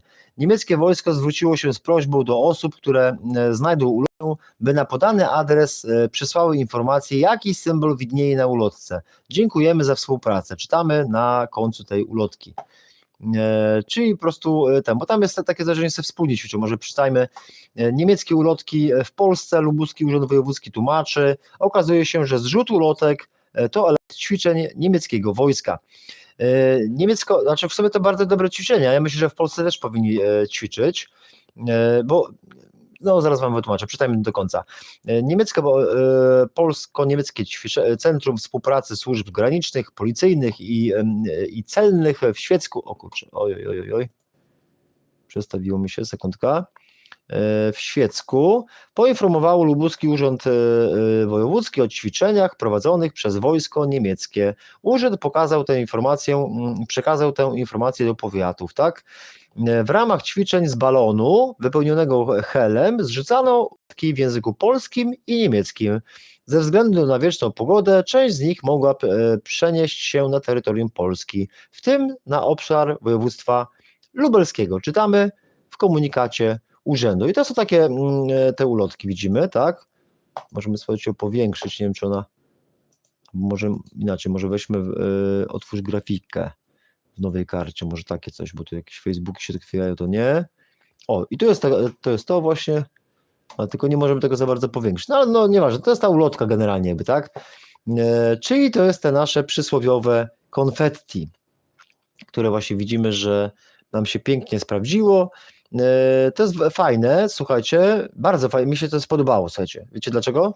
Bo ja lubię takie alternatywne sposoby, jak oni sobie ćwiczą. Właśnie Niemcy to są jednak Niemcy, kurczę, nie? Bo załóżmy nie będzie, bo mnie po oczach razi, wiecie? Załóżmy, że nie będzie, kurczę, łączności radiowej. Balon poleci, ulotki zrzuci. Nie? Zresztą nie ma, ja już nawet nie mówię o smartfonach, tylko jak tam survivalowcy uczą, żeby radyjko mieć nie? Mam nadzieję, że macie radyjko, ja mam parę radyjek, znaczy parę, teraz mam akurat chyba jedno czy dwa, przepraszam, ale muszę sobie też takie malutkie sprawić, a najlepiej właśnie na korbkę, są takie też na korbkę. To tam ktoś, ja muszę kupić radio, dokładnie, małe radyjko, bo to też chodzi o to, te małe radyjko musi być małe, żebyśmy mogli je zabrać ze sobą, nie? I są takie, ja myślałem, żeby sobie kupić takie, właśnie widziałem, małe radyjka na korbkę i też bateryjka jest, tak? Nawet jak wsiądzie bateryjka czy coś, to możemy kręcić jakby, najlepiej, żeby bateryjką był akumulatorek jakby, nie? I wtedy słuchamy na przykład, tak? Będzie jakiś komunikat z Warszawy, tak? Słuchajcie, wybuchł wulkan, nie ma tego, macie lekarza tylko, kurczę, gdzieś w jakiejś miejscowości, mogą być takie komunikaty jakby, nie? Ale ten balon mnie zafascynował jakby, bo to jest, widzicie, macie XXI wiek, a Niemcy to ćwiczą, nie? Tu nie chodzi o to, że to zaraz musi się coś dużego stać, ale jednak ćwiczą. I ja bym chciał, żebyśmy my też ćwiczyli. I obrona terytorialna jest do tego stworzona, moim zdaniem. Obrona cywilna, obrona terytorialna, takie właśnie śmieszne rzeczy, niby śmieszne, ale one właśnie w takich jakichś nieprzewidzianych okolicznościach mogą dużo zmienić właśnie, nie? Jak właśnie na przykład, nie wiem, to nawet jak powódź na przykład, nie?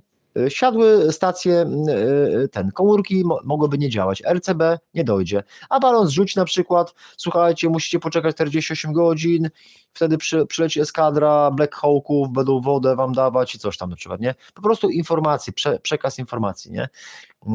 No mi się to mega spodobało, nie? Te trójkąty, to ja podejrzewam, że oni pewnie rozrzucali, pewnie było parę balonów i chcieli zobaczyć, gdzie jaki balon doleciał, nie? Tak myślę, już tam nie czytałem, się nie zgłębiałem w ten artykuł, nie? Dobra. No nie wiem, czy to złapaliście. Kurczę, no mam nadzieję, że złapaliście, nie? Może kiedyś zrobię jakąś taką krótszą audycję, bo te filmy ponagrywam. No ale widzicie, no, nagrywałem te filmy, fajna muzyczka, jakieś różne efekty specjalne, to 300 odsłon, tak, a robię te live'y, to te live'y się ludziom podobają, nie wiem dlaczego, jakby, nie? A dla mnie to jest 10-krotna oszczędność czasu, jakby, nie? Dobra, sekundkę, to może jeszcze zobaczę, co tu chciałem zobaczyć. Aha, tutaj tak symbolicznie chciałem, zobaczcie, tak symbolicznie po prostu wulkany, nie? Czyli o co chodzi? Bo tych doniesień medialnych jest masa, nie? To nie chodzi o to, że one wszystkie mają znaczenie, jakby, nie? Tylko to chodzi o to, że czy coś oddziaływuje, jakby, nie? No i jak tak zobaczyłem właśnie ten taki nagłówek, nie? Czyli te 3 najpotężniejsze superwulkany, 3 najpotężniejsze superwulkany. Jeden z nich się właśnie wybudza. Jeden z nich się właśnie wybudza. Musimy tak poczuć to. 3 najpotężniejsze superwulkany. Pierwsza światowa, jeden najpotężniejszy superwulkan, druga światowa, drugi superwulkan, tak? I pierwszy się budzi, ale jak się weźmie odwrotnie, to można powiedzieć, że ostatni, nie pierwszy, tylko trzeci. Trzecia światowa właśnie się wybudza, nie?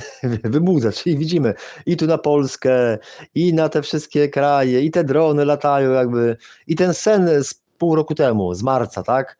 Jakiś głos z nieba tłumaczy o trzeciej światowej, jedne kraje wiedzą, inne kraje nie wiedzą, jedne są gotowe, inne nie są gotowe. To w ogóle też jest ciekawe, że jedne kraje wiedzą, inne nie wiedzą. Jak słyszycie to? Jedne kraje wiedzą, a inne nie wiedzą. To tak się kojarzy, że te kraje natowskie jakby, nie? Wiedziały, nie? A skoro wiedzą, to skąd one wiedzą, nie? To by z kolei pasowało w narrację tych prowokacyjną, nie? Że są takie prowokacje, żeby wywołać wojnę. Ja mówię, że to NATO chce sprowokować wojnę, ale to jest też sen, bo może to tak pokazywać jakby symbolicznie, jakby, nie? Żeby zaraz mi zarzucą no tyle. Dobra, teraz słuchać, bo teraz nie wiem, czy jechać dalej, bo ja widzę, że jest godzina 8, a tam jeszcze są przeczucia. To będzie długi live jakby, nie?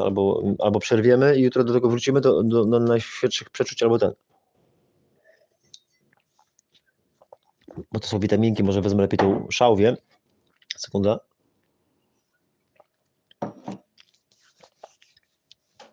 No i nic.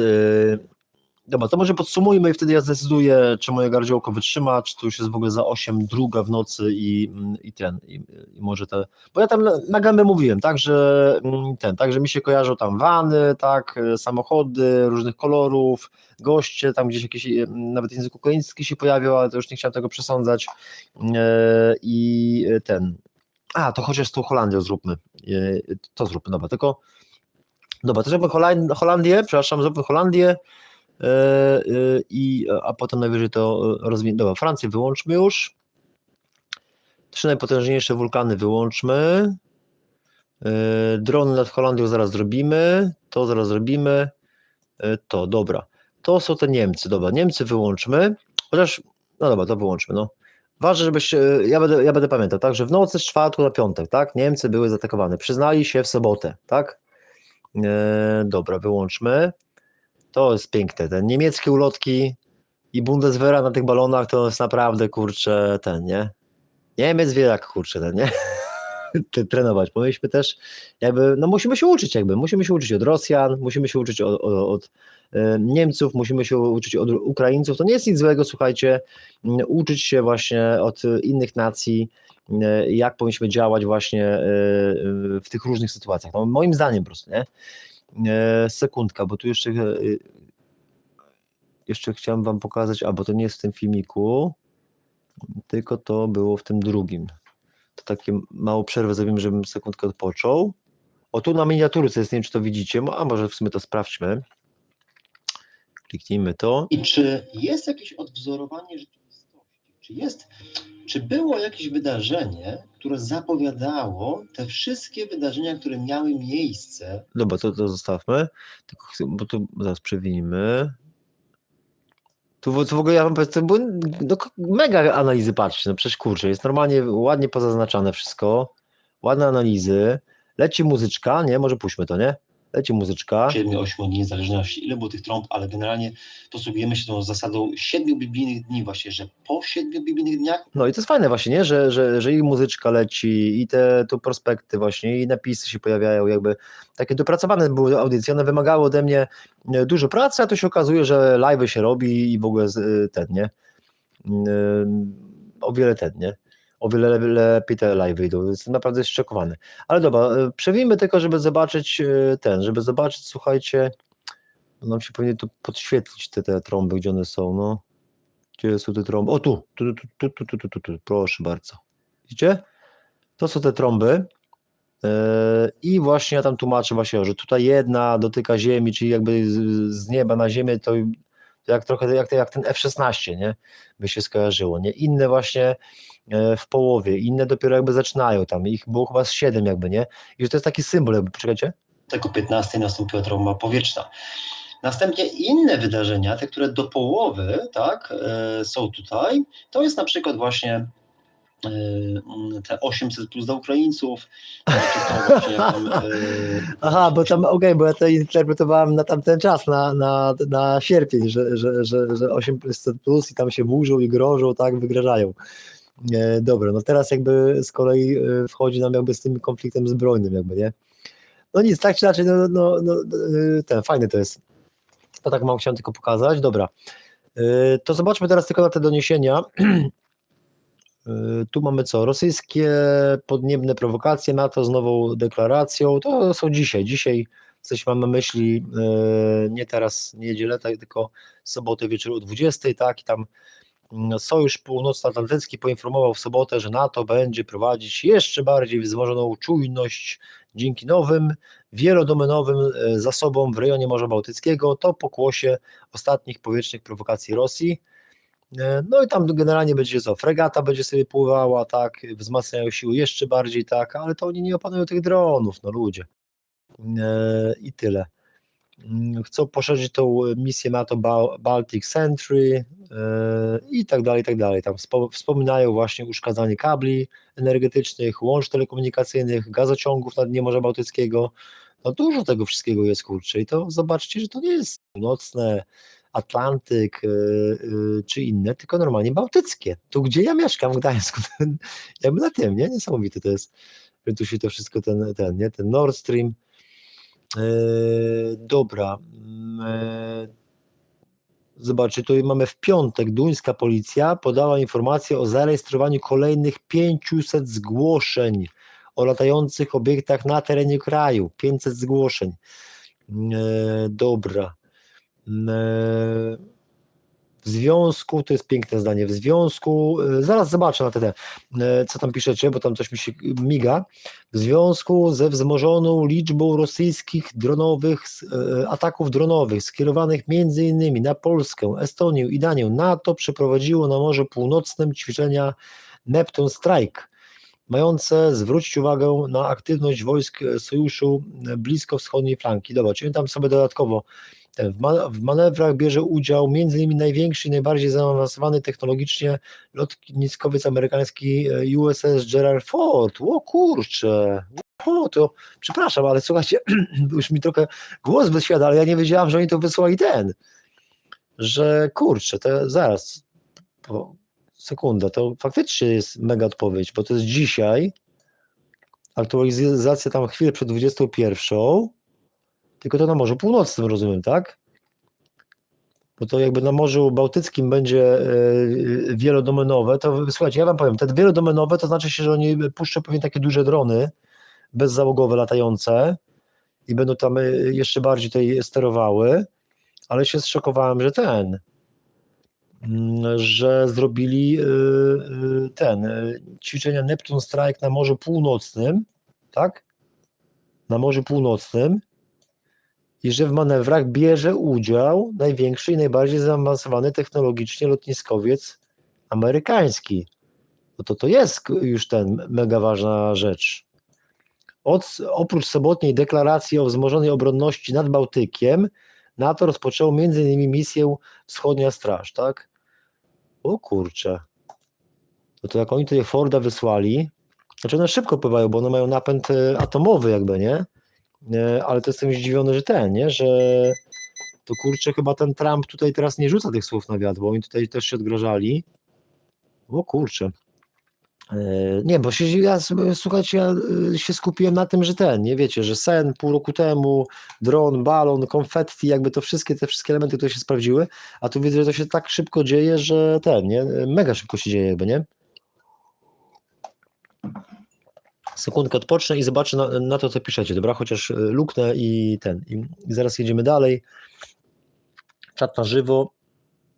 Dobra. Witaj, działa, słychać. Dobra, bardzo dziękuję za tą najważniejszą na początku informację. Na razie nie wiem, czy pisać po angielsku właśnie. Maybe a strange question, but why are planes being diverted to another airport instead of Warsaw, and why is there a drone in the picture?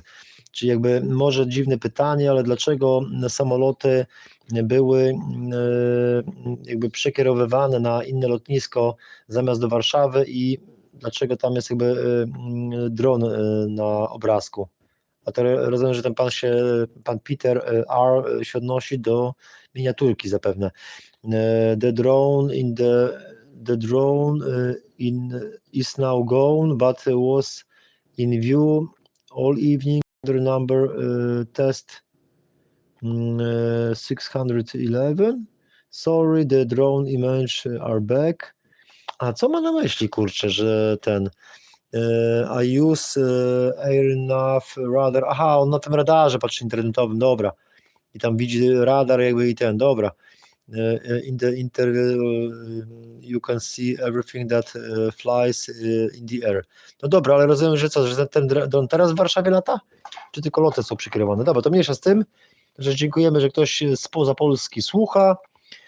Pan kropeczkę postawił, on chyba też jest angielskojęzyczny, albo to jest ten, co no comprende. Pani Maria, witam. Luke 1, 2, 3, 4, a co z polską armią? Zdąży się uzbroić na wybuch wojny? Ja muszę sobie kupić CB radio, no to też miałem, kurczę, teraz już akurat nie mam. Radio na pasmo PMR, chwała Chrystusowi oczywiście, pozdrowienia dla wszystkich wolnych Polaków, wspaniale. Dobra. Czy polska armia się zdąży do przygotować? No kurczę.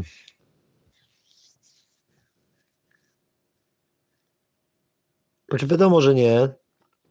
Częściowo się przygotuje, ale wiecie co, bo to ciekawe, że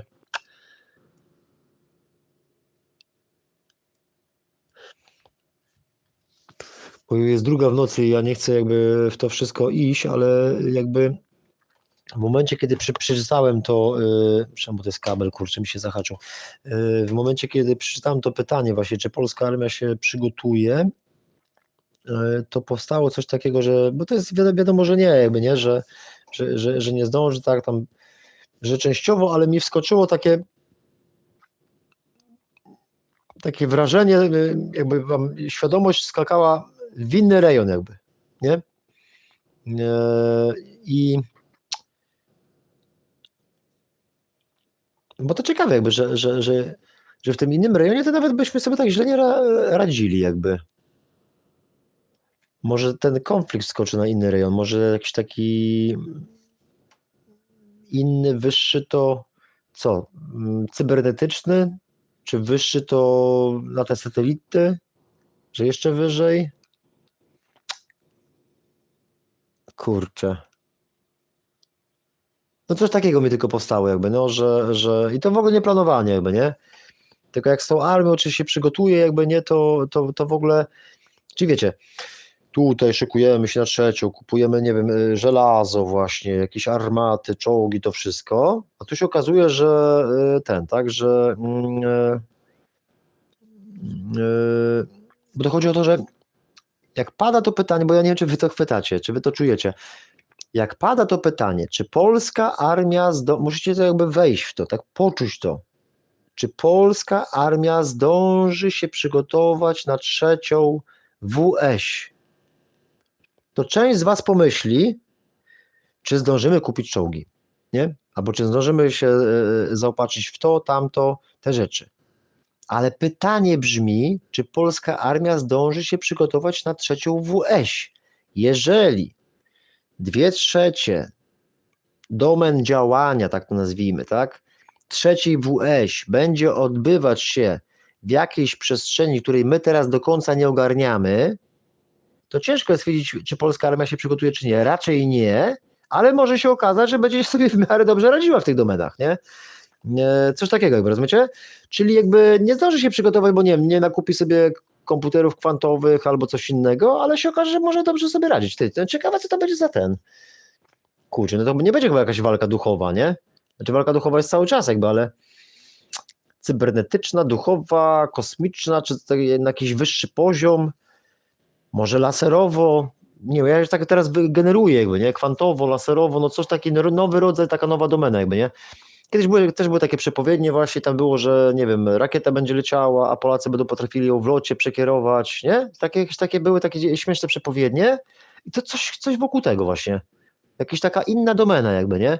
My do końca się nie przygotujemy, ale częściowo już jesteśmy przygotowani, albo myślę, że to głównie chodzi o ludzi, że my mamy dobrych specjalistów jakby, nie?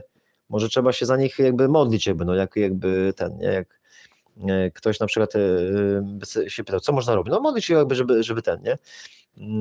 Miło, że dla większości z was to pewnie głupio zabrzmi, no ale ja należę do tych wierzących i ten, nie?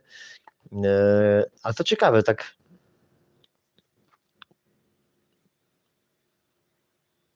Czyli to by znaczyło się, że to będzie taki inny rodzaj tego, nie? Czyli pierwsza wojna wyglądała inaczej, druga jakby inaczej, tak? Tam głównie siły pancerne i lotnictwo, w pierwszej dopiero lotnictwo się rozwijało, a trzecia inny bajer, nie? Oczywiście do etapu tego finiszu, co u staruszki z Norwegii, miejmy nadzieję, że do tego etapu nie dojdzie, lub tylko w jakimś ograniczonym zakresie, nie? Mam tutaj na myśli tą atomowe jakby pozamiatanie, za przeproszeniem jakby, nie? No ciekawe, to mnie zaciekawiło, nawet takie głupie, przepraszam, w sensie nie głupie pytanie, przepraszam, tylko że takie zwykłe, proste pytanie, a ciekawe dobra, zostawmy, bo ja właśnie nie chcę tutaj po nocach tego, wróćmy do tematu audycji. W ogóle słuchajcie, jest 2:07 w nocy, 21 osób, ja zamierzałem powoli kończyć, a tutaj się osób jeszcze zrobiło więcej, więc to może dojedziemy do końca z tym wszystkim tym. Aha, właśnie, kurczę, Dania, w sensie nie Dania, tylko ten. Dobra, to wyłączmy tego, albo nie, lotniskowiec niech zostanie, żebym o nim pamiętał, bo ja nie wiedziałem, że tak grubo się zrobiło. Tu zobaczmy, słuchajcie, tak, coś tu mi chodziło z tą Danią, ja tylko przelecę już tak wzrokiem, ok? Nie wiem, może mi chodziło o te bazy wojskowe, może by chodziło o te bazy wojskowe, nie mam pojęcia, wiecie? To już zostawmy to. Bo tu jest, że z powodu incydentu z piątku na sobotę zamknięto przestrzeń powietrzną wokół jednostki. To już kolejne zdarzenie z dronami w Danii, tak? Frederiksen, ataki hybrydowe, wiemy. Dobra, i tam, aha, bo tam jest ta baza Krupp, co ja pokazywałem. Czy to jest kolejne, jakby, dobra. To zostawmy. Tu Danię wyłączmy, chodzi o to, bo ja tam może chciałem pokazać te SMS-y wcześniejsze, to się tam sprawdza, coś tam zostawmy. Holandia jest najważniejsza, słuchajcie, dlaczego? Dlatego, że tutaj są te przeczucia, sekundkę, weźmy od początku. tak, kule świata, to mi się w ogóle podobają, że w tych dniach. To są trąby powietrzne, to w ogóle już je skasujmy. Dobra, mamy tutaj tak, Neptun strajk na Morzu Bałtyckim z udziałem rosyjskiego samolotu, też skasujmy. A, bo tu też jest ten Pistorius, dobra. Chodzi o to, że to się dzieje w tym czasie jakby, nie? Tu mamy te polsko-szwedzkie ćwiczenia, to jest ten cały tydzień, który nas interesuje. Balon, czyli balon właśnie w Białymstoku, a w sumie 2 balony, jak podwójne potwierdzenie, 2 balony i to właśnie w sobotę dzisiaj, czy wczoraj i wtedy też jeszcze wcześniej te balony niemieckie na zachodzie, nie? A w tym śnie z 31 marca, tak, mamy właśnie, że Niemcy, tam się dużo Niemcy pojawiają, tak, i dokładnie jak od tygodnia trwają te prowokacje, tak, w różnych krajach, to tego dnia to było w Niemczech, tak, i tego dnia, czy tej doby tam, w ciągu tych 40 czy tam 20 godzin, tego dnia właśnie jest właśnie ten balon niemiecki z tym konfetti, tak, tego dnia jest właśnie, tam gdzie wiatr zawieje, kurczę, jest. Ja też jestem chyba już zmęczony. Słuchajcie, no przecież tam, gdzie wiatr zawieje jest napisane. A co było w tym artykule z tymi balonami? Tam, gdzie wiatr zawieje, tam poleci balon. Kurczę, to się jeszcze lepiej sprawdza. Kurczę. No bo są i balony jakby, tak? I tutaj u nas, tam gdzie zawiał na rynek, tam w Białymstoku, z papieroskami balon jeden, tak, od przybytników, to nie chodzi o to, że to jest atak dronowy, tylko chodzi o ten, tak, że tego dnia jakby w Białymstoku 2 balony, tu w Niemczech są te balony, które walą te konfetti, tam gdzie wiatr zawieje, no kurczę, no to jest to, no to się naprawdę niesamowicie sprawdza, ja nie wiem, czy wy to widzicie, kurczę, nie? Tam gdzie wiatr zawieje, to walnie, tak, i rafinerie, tak, i w tych Niemczech, tylko czy to przykład, bo już tam straciłem wątpliwości, to już wam tłumaczyłem, dobra, kurde, to nieźle to się sprawdza, ja pierdzielę, za przeproszeniem, wiecie, sorki, ale jestem zszokowany w ogóle, nie, i to jest 31 marca w ogóle, nie, wow, że pół roku wcześniej właśnie i to jakby w tych dniach będą i balony, tak, żeby nie było wątpliwości jakby, nie, bo tak gdyby był jeden balon, to przemytnicy cały czas nawalają, nie, ale były 2 balony jakby, nie, to ktoś powie, nie, ale to tam papierosy szmuglują, nie, ale to są 2 balony ze wschodu na Polskę walą, a jeszcze są inne balony, które Bundeswehra wysyła i rozrzuca te konfetti, które się pojawia w innym śnie, te konfetti się pojawia w czwartek właśnie, a w czwartek w nocy Niemcy zostały zaatakowane. To jest też piękne, bo to jest czwartek, 16 godzina, czyli Niemcy jeszcze nie były zaatakowane, tak? I dopiero w nocy z czwartku na piątek Niemcy zostały zaatakowane, nie? Czyli to było przed tym, nie? To jest niesamowite, nie? Wow, naprawdę mega czat, nie? Kurczę, no aż jestem zszokowany w ogóle. Dobra, wróćmy teraz do tego. Tutaj się sprawdziło, że następna będzie Szwecja i teraz jest ciekawe właśnie tak, albo nastąpiła pomyłka, albo ja, jak to mówiłem właśnie, że mogłem jakby źle poczuć, jakby w sensie źle to przekazać. Oto nam się pojawia w ogóle. Widząc nagłówek, to jest godzina 13:37, tylko to jest screen, to jest chyba z niedzieli, Boże nie, teraz jest niedziela, audycja jest sobota, a to screener robiłem w sobotę, zaraz, bo to jest czwartek, czy to musi być piątek? To musi być piątek, wiem, przepraszam, kurczę, to jest piątek, to jest ta, co ja mówiłem w live'ie, że to jest ta kaskada przeczuć, jakby takie 2 długie SMS napisałem z tymi vanami i to jest to właśnie. I tam się pojawia Finlandia, zobaczmy, może inaczej, powiem wam na gębę. 2 długie SMS-y, w jednym są vany, a w drugim się pojawia właśnie, że jak była Szwecja, to przyszło mi, żeby być to jakby, może nie, że chwila przerwy, tylko że jakby zanim nowy kraj dojdzie, to będzie chwila przerwy, ale tam nie jakaś wielka przerwa, tylko powiedzmy dzień 2, tak? Czyli 3 dnia powiedzmy powinien dostać jakby 2, 3 dnia, czy za 2 dni powinien dostać następny kraj i ja napisałem Finlandia, nie? No tak mi się wydawało, że jakby tak w cudzysłowie jakby tak usłyszałem, Finlandia, ale się okazało, że nie Finlandia, tylko Holandia, nie? To bardzo podobnie brzmiące nazwy, ale co ciekawe, zaraz dalej wejdziemy tam w te SMS-y, które pokażą, że to jednak coś w tym jest. bo Finlandia miała być za 2-3 dni, czyli niedziela, poniedziałek, więc być może Finlandia zaraz dojdzie, albo tej nocy może w ogóle teraz rozmawiamy, a jest właśnie na Finlandię, tylko dowiemy się tego jutro lub pojutrze, to było to przeżycie właśnie, że ta Finlandia, być może to się jeszcze sprawdzi, ale wyskoczyła niepostrzeżenie też Holandia i zaraz tu sobie przeczytamy, że tam jest takie poczucie, że szczególnie ta Finlandia będzie tam jakoś, nie wiem, czy najechana, czy coś tam będzie jakoś więcej w tej Finlandii. I tam też było właśnie, że ze wschodu i z zachodu. Ja sobie pomyślałem, aha, to może ze wschodu, z zachodu to znaczy się, że także z zachodu to nie Finlandia, tylko Holandia, a ze wschodu to się okaże, że Finlandia, nie? Że z tego centrum tych wydarzeń, którą jest generalnie Dania, tak, to się okaże właśnie, że od Danii na zachód jest właśnie Holandia, a na wschód jest Finlandia jakby, nie? Może przeczytajmy sobie te SMS-y, to się bardziej rozjaśni, ja tak teraz chciałem w skrócie to walnąć, nie? Tylko wiecie co, weźmy może nie jak on jest taki, tylko jak jest cały. Gdzie on jest cały? Bo tu musimy w ogóle te konfetti jeszcze przesłuchać, to już tam może potem. A tutaj jest co? Sekundka, tutaj może dojdźmy też do tego. To jest do zdarzenia doszło w piątek o godzinie 20:15, w sobotę w godzinach porannych to też chciałem wam po prostu powiedzieć, że na przykład o 20 w piątek coś się dzieje, a oni dopiero w sobotę mówią na przykład, nie, policja, że na Jutlandii, czyli właśnie w Danii coś tam się działo, tak, jakieś tam kolejne akcje sił powietrznych, to już było, to już możemy skasować, usuń. Dobra, i teraz mamy tam konfetti, to już jest dodatek, to jest taki dodatek, to jest tam już było, kurczę, tutaj są, to jest to. Ja to jeszcze specjalnie zaznaczyłem, że to jest piątek. Wczoraj, teraz to jest przedwczoraj, piątek, 13:37, to jest ta kaskada, kaskada, widząc nagłówek przed chwilą, że właśnie dotknęło Szwecję. To jest ta chwila, że ja zobaczyłem, że właśnie dotknęło Karlskrona, tak? Robiliśmy o tym audycję.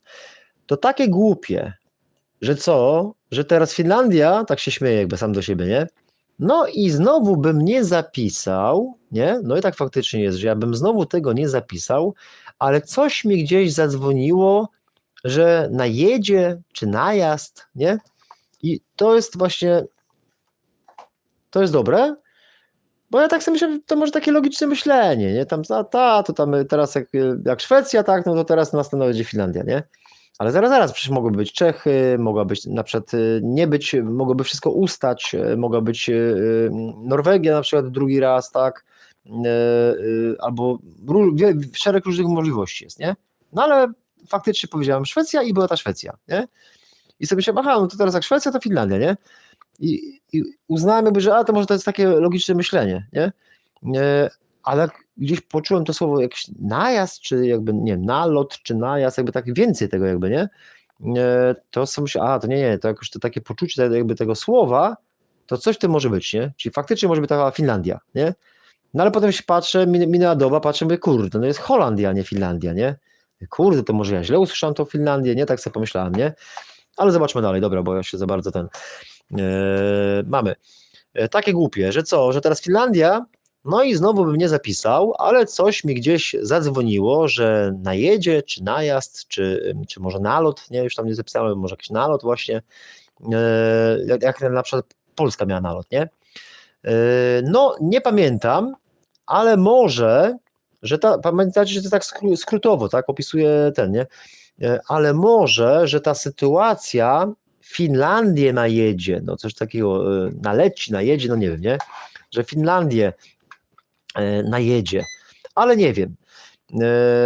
I teraz wielkie ale, powiększone, ale ponieważ w ogóle coś przyszło dodatkowego z tą Finlandią, tu mam chyba na myśli te słowa jakby, tak, to stwierdziłem, że może i te pierwsze błyśnięcie jakoby zabawne, czyli że z tym niebo się zatrzęsie, dron, etc., w sensie w kontekście tego Finlandii, to oby się nie okazało, że oba będą prawidłowe. Dodatkowo, idąc za tym pierwszym, już teraz sam do końca, poczekajcie. To pierwsze to może, że widzę Karlskrona, a myślę o Finlandii, dobra. Teraz tak, chwilę później, dodatkowo idąc za tym pierwszym, to chyba było coś, że Finlandię chwilę później, czyli że nie tak szybko, czyli nie, że tego samego dnia, tak, nie następnego, tylko na przykład 2 dni mogą minąć, nie? Przeczytajmy. Nie, że Finlandię chwilę później, tak? A nie tak od razu, że po kolei, tak? Czyli tam Szwecja i zaraz Finlandia. I chwilę znaczy chwilę to bardziej chwilkę, czyli nie może chwilę to tam tydzień czasu, tak? Chwilę to bardziej chwilkę, czyli na przykład nie jutro, ale pojutrze. Czy po prostu nie dzień, tylko 2 dni. I tak, niedzielę, tak się zastanawiam, że niedzielę, no ale to wiemy, że to znaczy się, że tak, że to musi być niedziela, max poniedziałek chyba, tak? No to 2 dni, to 2 dni. Zobaczymy, no bo przeczucie było w piątek, tak? W piątek, no to 2 dni to rozumiem, że niedziela, tak? Zobaczymy. I to jest jedno przeczucie, drugie jest z tymi vanami. No to 2 dni to rozumiem właśnie, że niedziela to jest jedno, a drugie to nie wiem, to tak zobaczmy na doniesienia, że sobie myślałem, że może to jest wszystko pomyłka, może w Finlandii nie będzie, a mi się pomyliła Finlandia z Holandią, bo bardzo podobnie brzmią. Bo się okazało, tak, macie 27 września.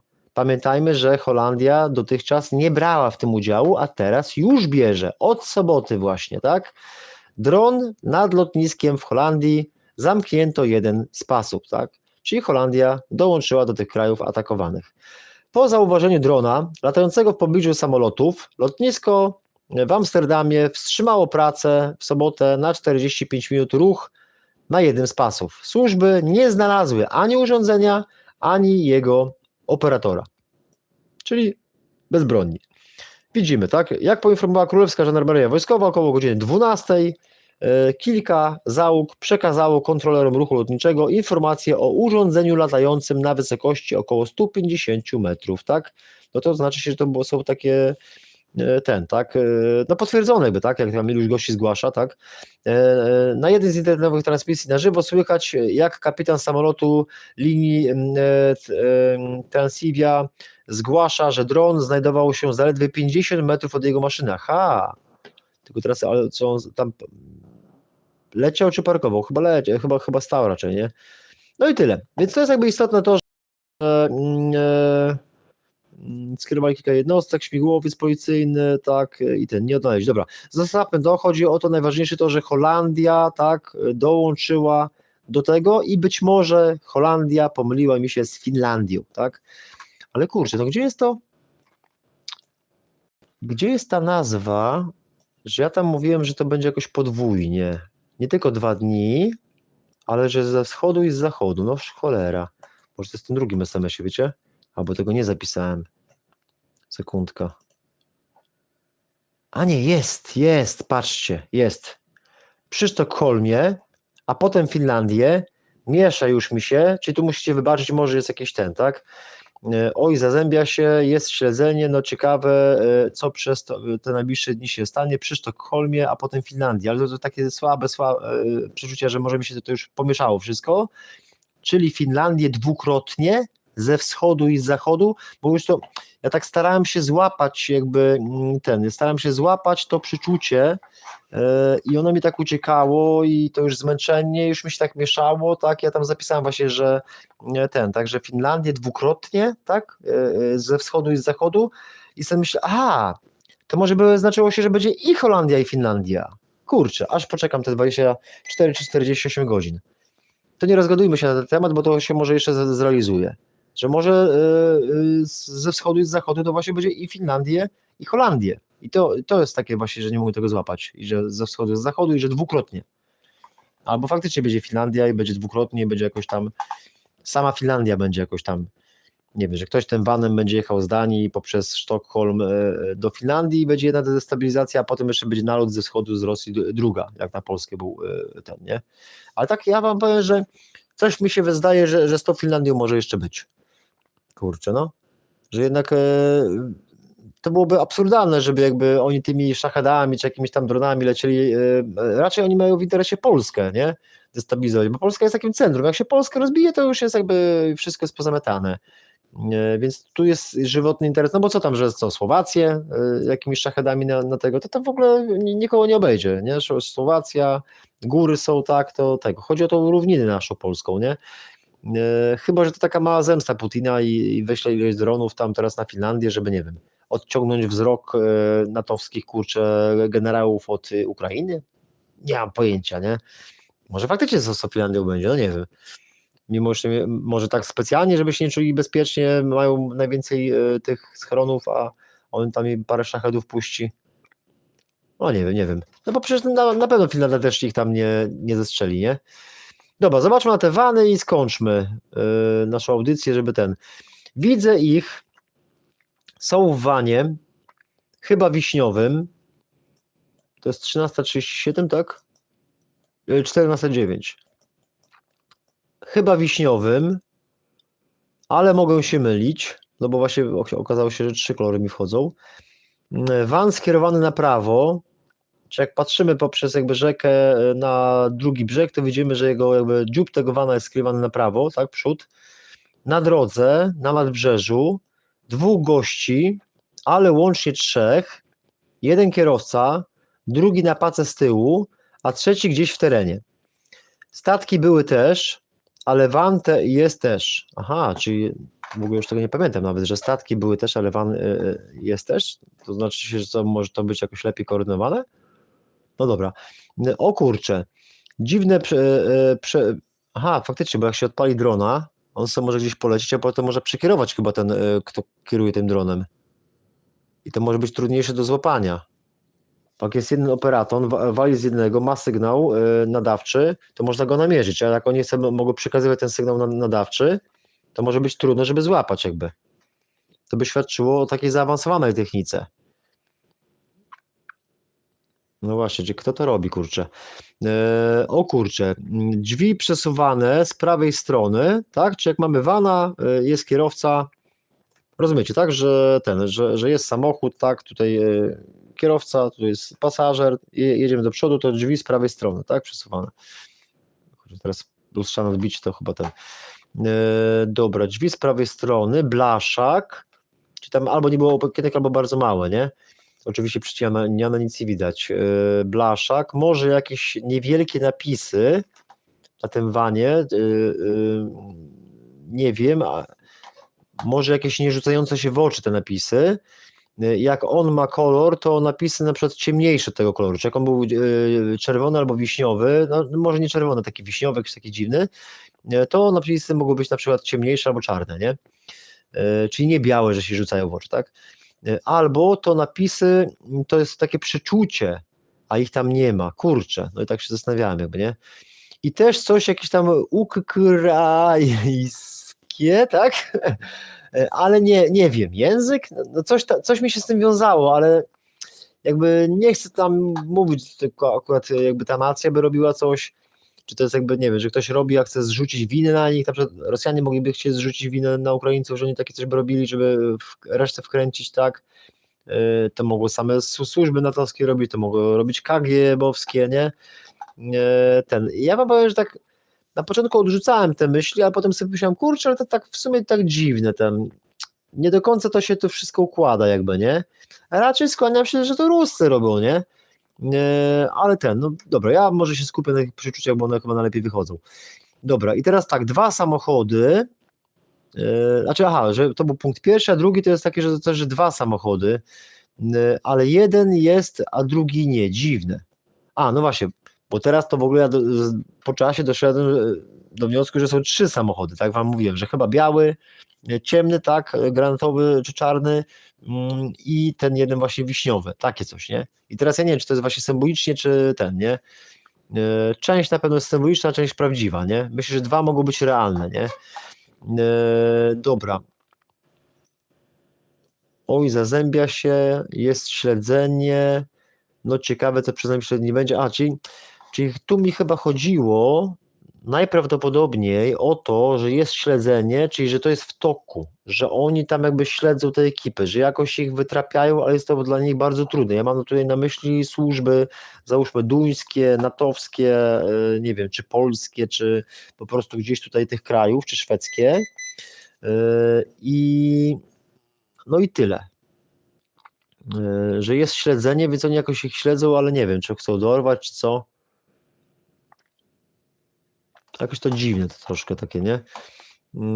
No i tyle, a tam ukraińskie to znaczy, że w ogóle tutaj w pewnym sensie wszystko jest jakby częściowo zawsze związane jakby z tą Ukrainą, nie? No i tyle, tam coś pojawiało się z tym Sztokholmem, tak, że przy Sztokholmie, a potem Finlandię, no zobaczymy, może jakby wany jechały z Danii przez Karlskronę, przez Sztokholm, to może by potem się faktycznie w samej Finlandii pojawiły, nie? Albo będą stali, słuchajcie, ja wam pokażę, będą stali na zachodnim brzegu Morza Bałtyckiego, gdzie jest ten Morza Bałtyckiego, tak, i tam będą puszczali drony, bo te drony czasem mają niezłe zasięgi, nie? Zobaczcie. Tutaj się zawęża, tak? Bałtyk się zawęża. Aha. Bo Sztokholm jest blisko tego. To jest ciśnina jakaś. Jak się to pewnie nazywa. O, coś mi nie działa. Kurczę. Coś mi się zawiesił. No nic, ale chodzi mi o to, że tak, że tu jest Sztokholm, to tutaj zaraz jest Finlandia. Bo tak zakładałem, że oni by tam jechali, tam dookoła, daleko, tam pamiętam, byłem w Lulei właśnie, tam dalej za kołem podbiegunowym, w Kirunie byłem, w Narwiku, nie, to tam daleko jak ziemi, ja myślałem, że właśnie oni tą autostradą taką pojadą, co często też armia szwedzka się przemieszcza i tutaj do tego, tak, i dopiero tu gdzieś dojadą i tutaj będą gdzieś wypuszczać te drony, tak, gdzieś tam w jakichś takich terenach, ale tutaj faktycznie Sztokholm i Finlandia, żeby nie było, że promem przelecą, albo właśnie stąd by wypuszczali. Nie wiem, jaki zasięg mogą mieć te większe drony, bo one też aż takie mega małe nie są. Właśnie, bo one mogły też polecieć, potem jakiś stateczek będzie płynął, no właśnie, bo to może być taka, wydaje mi się, że to jest taka zorganizowana akcja, nie? Taka skomplikowana, nie taka, że ktoś tam będzie tylko latał i go zaraz złapią, bo to oni łapią szybko właśnie. Zauważcie, jak w Warszawie latali, to ich złapali, nie? Więc te bazy wojskowe w Karlskronie na przykład nie złapali, nie? A już mieli od tygodnia informację, że takie akcje się dzieją, mogli się przygotować, tak? A i tak nie złapali tych gości pod Karlskroną. Więc to by wynikało, że to jest taka zorganizowana akcja, nie? Dobra, nieważne, bo ja już to sobie tak dywaguję teraz i nie? Dobra, to mamy tu Holandię, to już wyłączmy. NATO, ten lotniskowiec mnie naprawdę zdziwił, ten Ford lotniskowiec, że on tutaj operuje. No i tyle, no dla mnie najważniejsze jest to właśnie z tym, nie? Że tutaj w sierpniu mówiłem, że te trąby powietrzne to jest taka zapowiedź takich różnych dziwnych, trudnych doświadczeń, które się objawiały właśnie w formie tych dronów, w formie tego F-16, co się rozbił polskiego, tu nawet jest zapisane o F-16, nie? I potem tej całej akcji dronowej, co tutaj miała miejsce jakby, nie? Ostatni tydzień. No ale te sny, te ulotki, te balony, to mnie rozwaliło, nie? To normalnie jestem zszokowany na maksa, nie? Podsumujmy sobie i będziemy kończyć nasze spotkanie, rzucę okiem na czata i skończymy, późna godzina. Całe niebo się trzęsie, widzimy. Sekundka. A i coś jeszcze 2 tygodnie, lekko ponad 2 tygodnie. Kurczę, teraz jak tak patrzę na to, 2 tygodnie, lekko ponad 2 tygodnie, to był piątek, to 2 tygodnie mija w piątek minęły, no to sobota, niedziela, poniedziałek to jest lekko ponad 2 tygodnie. A tam było kontruderzenie i się zastanawiam, czy może faktycznie na przykład nie byłoby jakiegoś małego nalotu dronowego Rosjan na Finlandię, albo kontruderzenie to może być też ten lotniskowiec. No właśnie, mamy lotniskowiec, mamy jakieś tam poszerzone domeny, czy pewnie jakieś drony latają po cichaczu, jak w tych filmach amerykańskich, no właśnie, to może być to kontruderzenie. Pierwsze było 2 tygodnie temu, ja robiłem o tym audycję, oni szybko zorganizowali jakby te różne samoloty, a drugie po 2 tygodniach i to by się zgadzało. No kurczę, ja nie kumaty. Przepraszam, bo ja dopiero nie? Czyli rozumiecie, o co mi chodzi, że to się w zasadzie sprawdza, że od kiedy jest ten, może sprawdźmy tego Geralda Forda, od kiedy on jest. Sekundka, wiecie, już kończę, tylko, wyłączyłem go, dobra. No nie, ale to był chyba najnowszy artykuł, nie z tym Geraldem Fordem. No chodzi mi o to, że to by się zgadzało właśnie, że tam było kontruderzenie północne i teraz jakby Morze Północne, pamiętacie? Morze, że mi się kojarzył niebieski kolor, północna odpowiedź i to takie coś jest właśnie. Na Morzu Północnym ten lotniskowiec amerykański, tak? to by pasowało właśnie, nie? Układ północnoatlantycki, on ma logo niebieskie i po 2 tygodniach, tak, z poślizgiem, nie? Czyli właśnie, no właśnie, bo teraz jest noc z soboty na niedzielę, a artykuł był chyba z soboty, mi się wydaje, najnowszy to był artykuł. Kurczę, wiecie co, muszę to sprawdzić. Włączę neta, w sensie włączę znowu, bo to było chyba na Polsacie. Sekundkę, dajcie cierpliwość i ten. Bo to wtedy by było 2 tygodnie, 1 dzień, to by idealnie wchodziło. No to jednak lotniskowca amerykańskiego nie możemy jakby zignorować. No to jest mega rzecz, bo to jest tak samo jak Gaza, Izrael, tak, i wysyłali jednego lotniskowca, drugiego, tak. To były wielkie akcje, a teraz wysłali jednego tutaj, na Morze Północne, nie? Przecież wiadomo, że on na Bałtyk nie wpłynie. Sekunda, bo tam się trochę zamula. To może niech to się włączy, aha, zaraz może to z historii wezmę, kurczę. Sekunda, historia. Dron, Dania, drony, 3 najpotężniejsze, Francja, kurczę, nie wiem, który to był. To jest to chyba.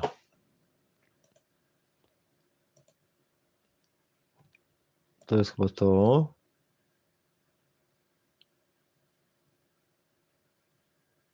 Jest, ok. Tu mamy tego Forda, tak? Gerald Ford. I to mamy wczoraj o 24. Czyli jak ja się szykowałem do audycji, to wtedy pojawiła się ta informacja z tym Fordem. Czyli w sobotę, tak? Bo teraz jest niedziela, godzina 2:35 w nocy. Czyli to była sobota, wieczór 27 o 24. Wtedy dali tą informację właśnie, że w tych ćwiczeniach bierze udział też amerykański lotniskowiec. No to nie, to by pasowało. W sensie pasowałoby z tym przeczuciem jakby, tak? Że i coś jeszcze za 2 tygodnie, lekko ponad 2 tygodnie. Czyli 2 tygodnie, 1 dzień. Tak? Bo to były jeszcze wcześniejsze te Bałtyk, kontruderzenie, tak? Tam był jeszcze, bo tam była cała seria poczuć jakby, nie? Tylko tu ich nie mam przygotowanych akurat, nie? No to nie, to może być to, kurczę, no. No dobra, to nic, to zostawmy, w sensie to pewnie jest to i to tak fajnie pasuje, dokładnie w tym czasie i to widać, że to jest coś grubego jakby, tak? Nawet jak Amerykanie tam nie zaatakują, to chodzi o to, że samo to, że wysłali, tak? To jest taka konkretna odpowiedź jakby, nie? Więc to wchodzi idealnie w to poczucie właśnie 2 tygodnie, lekko ponad 2 tygodnie, to jest dokładnie 2 tygodnie, 1 dzień, no to musi być to, no to jak, no lotniskowiec na Morzu Północnym i ćwiczenia i to wszystko, no to nie, no dobra, to jest na 100% to. Teraz to się zorientowałem. No dobra, to może kończmy już, słuchajcie, spotkanie, zobaczmy tylko, przelećmy to, co tam zostało, podsumujmy i tyle, nie?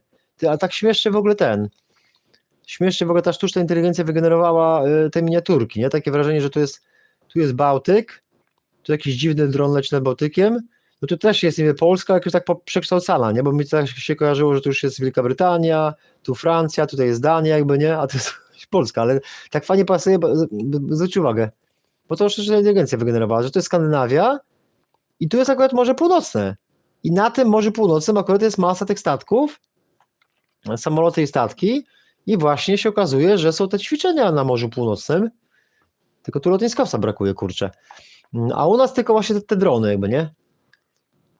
No ciekawe, śmieszne, bo ja tak miałem taką teorię, właśnie ta sztuczna inteligencja, ona wcale przypadkowo nie robi tych miniaturek, nie? Tu mamy karskoronę na celowniku. No i tyle, dobra. Patrzę, co to jest właśnie z tym. O, tu jest, będzie drugie uderzenie, tylko już tam nie pamiętam, o co chodziło, co to było, chyba z tymi dronami, jakby, dobra. O, północna odpowiedź, napięcie, te policzki dla Polski. Tam to jest z Berlinem? Już nie wiem. Dobra, to już tam zostawmy. Z wywiadem. A, to już to było mówione wszystko. Tutaj, dobra. Kontruderzenie, kurczę. Te samoloty. Dobra, no nic. Dla mnie jest właśnie, że tak, z tym kosmosem powstało we wtorek, a w czwartek były te bolidy. To jest istotne, tak, i to się w ten czwartku się wszystko zazębiło. Czwartek, piątek się mega zazębiło, nie? I ta Szwecja chyba też weszła w czwartek, tak? Czy w piątek ona weszła? W piątek weszła chyba Szwecja. Ale Niemcy wyszły w nocy z czwartku na piątek, nie? O, konfetti jeszcze. 36 z 25 września. Może zobaczmy. To na sam koniec i skończymy.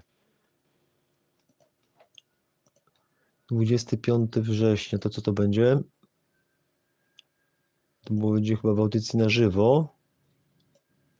25 września to było co to? To była ta audycja?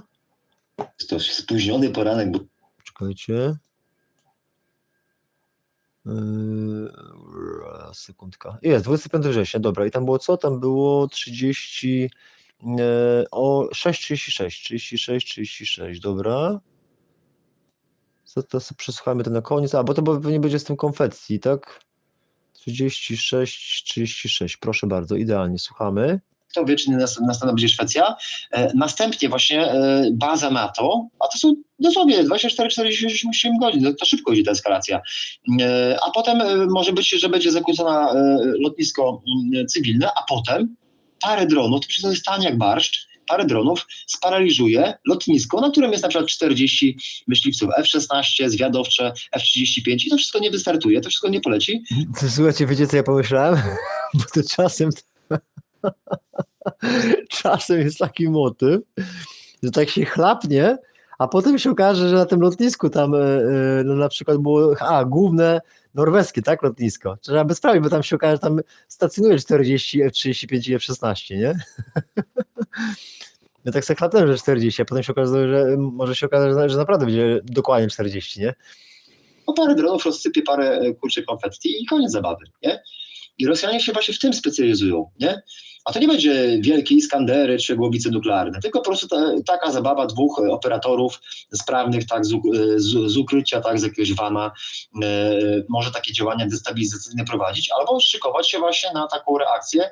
Dobra, to już zostawmy chodzi o to, że tak, że tam jest to, że te konfetti rozsypią jakby, nie? Ja myślałem, że konfetti jakieś takie związane z radiolokacją jakby, nie? A tutaj może być takie coś, że to jest tylko symboliczne przeczucie i chodzi o konfetti właśnie takie, że w tym dniu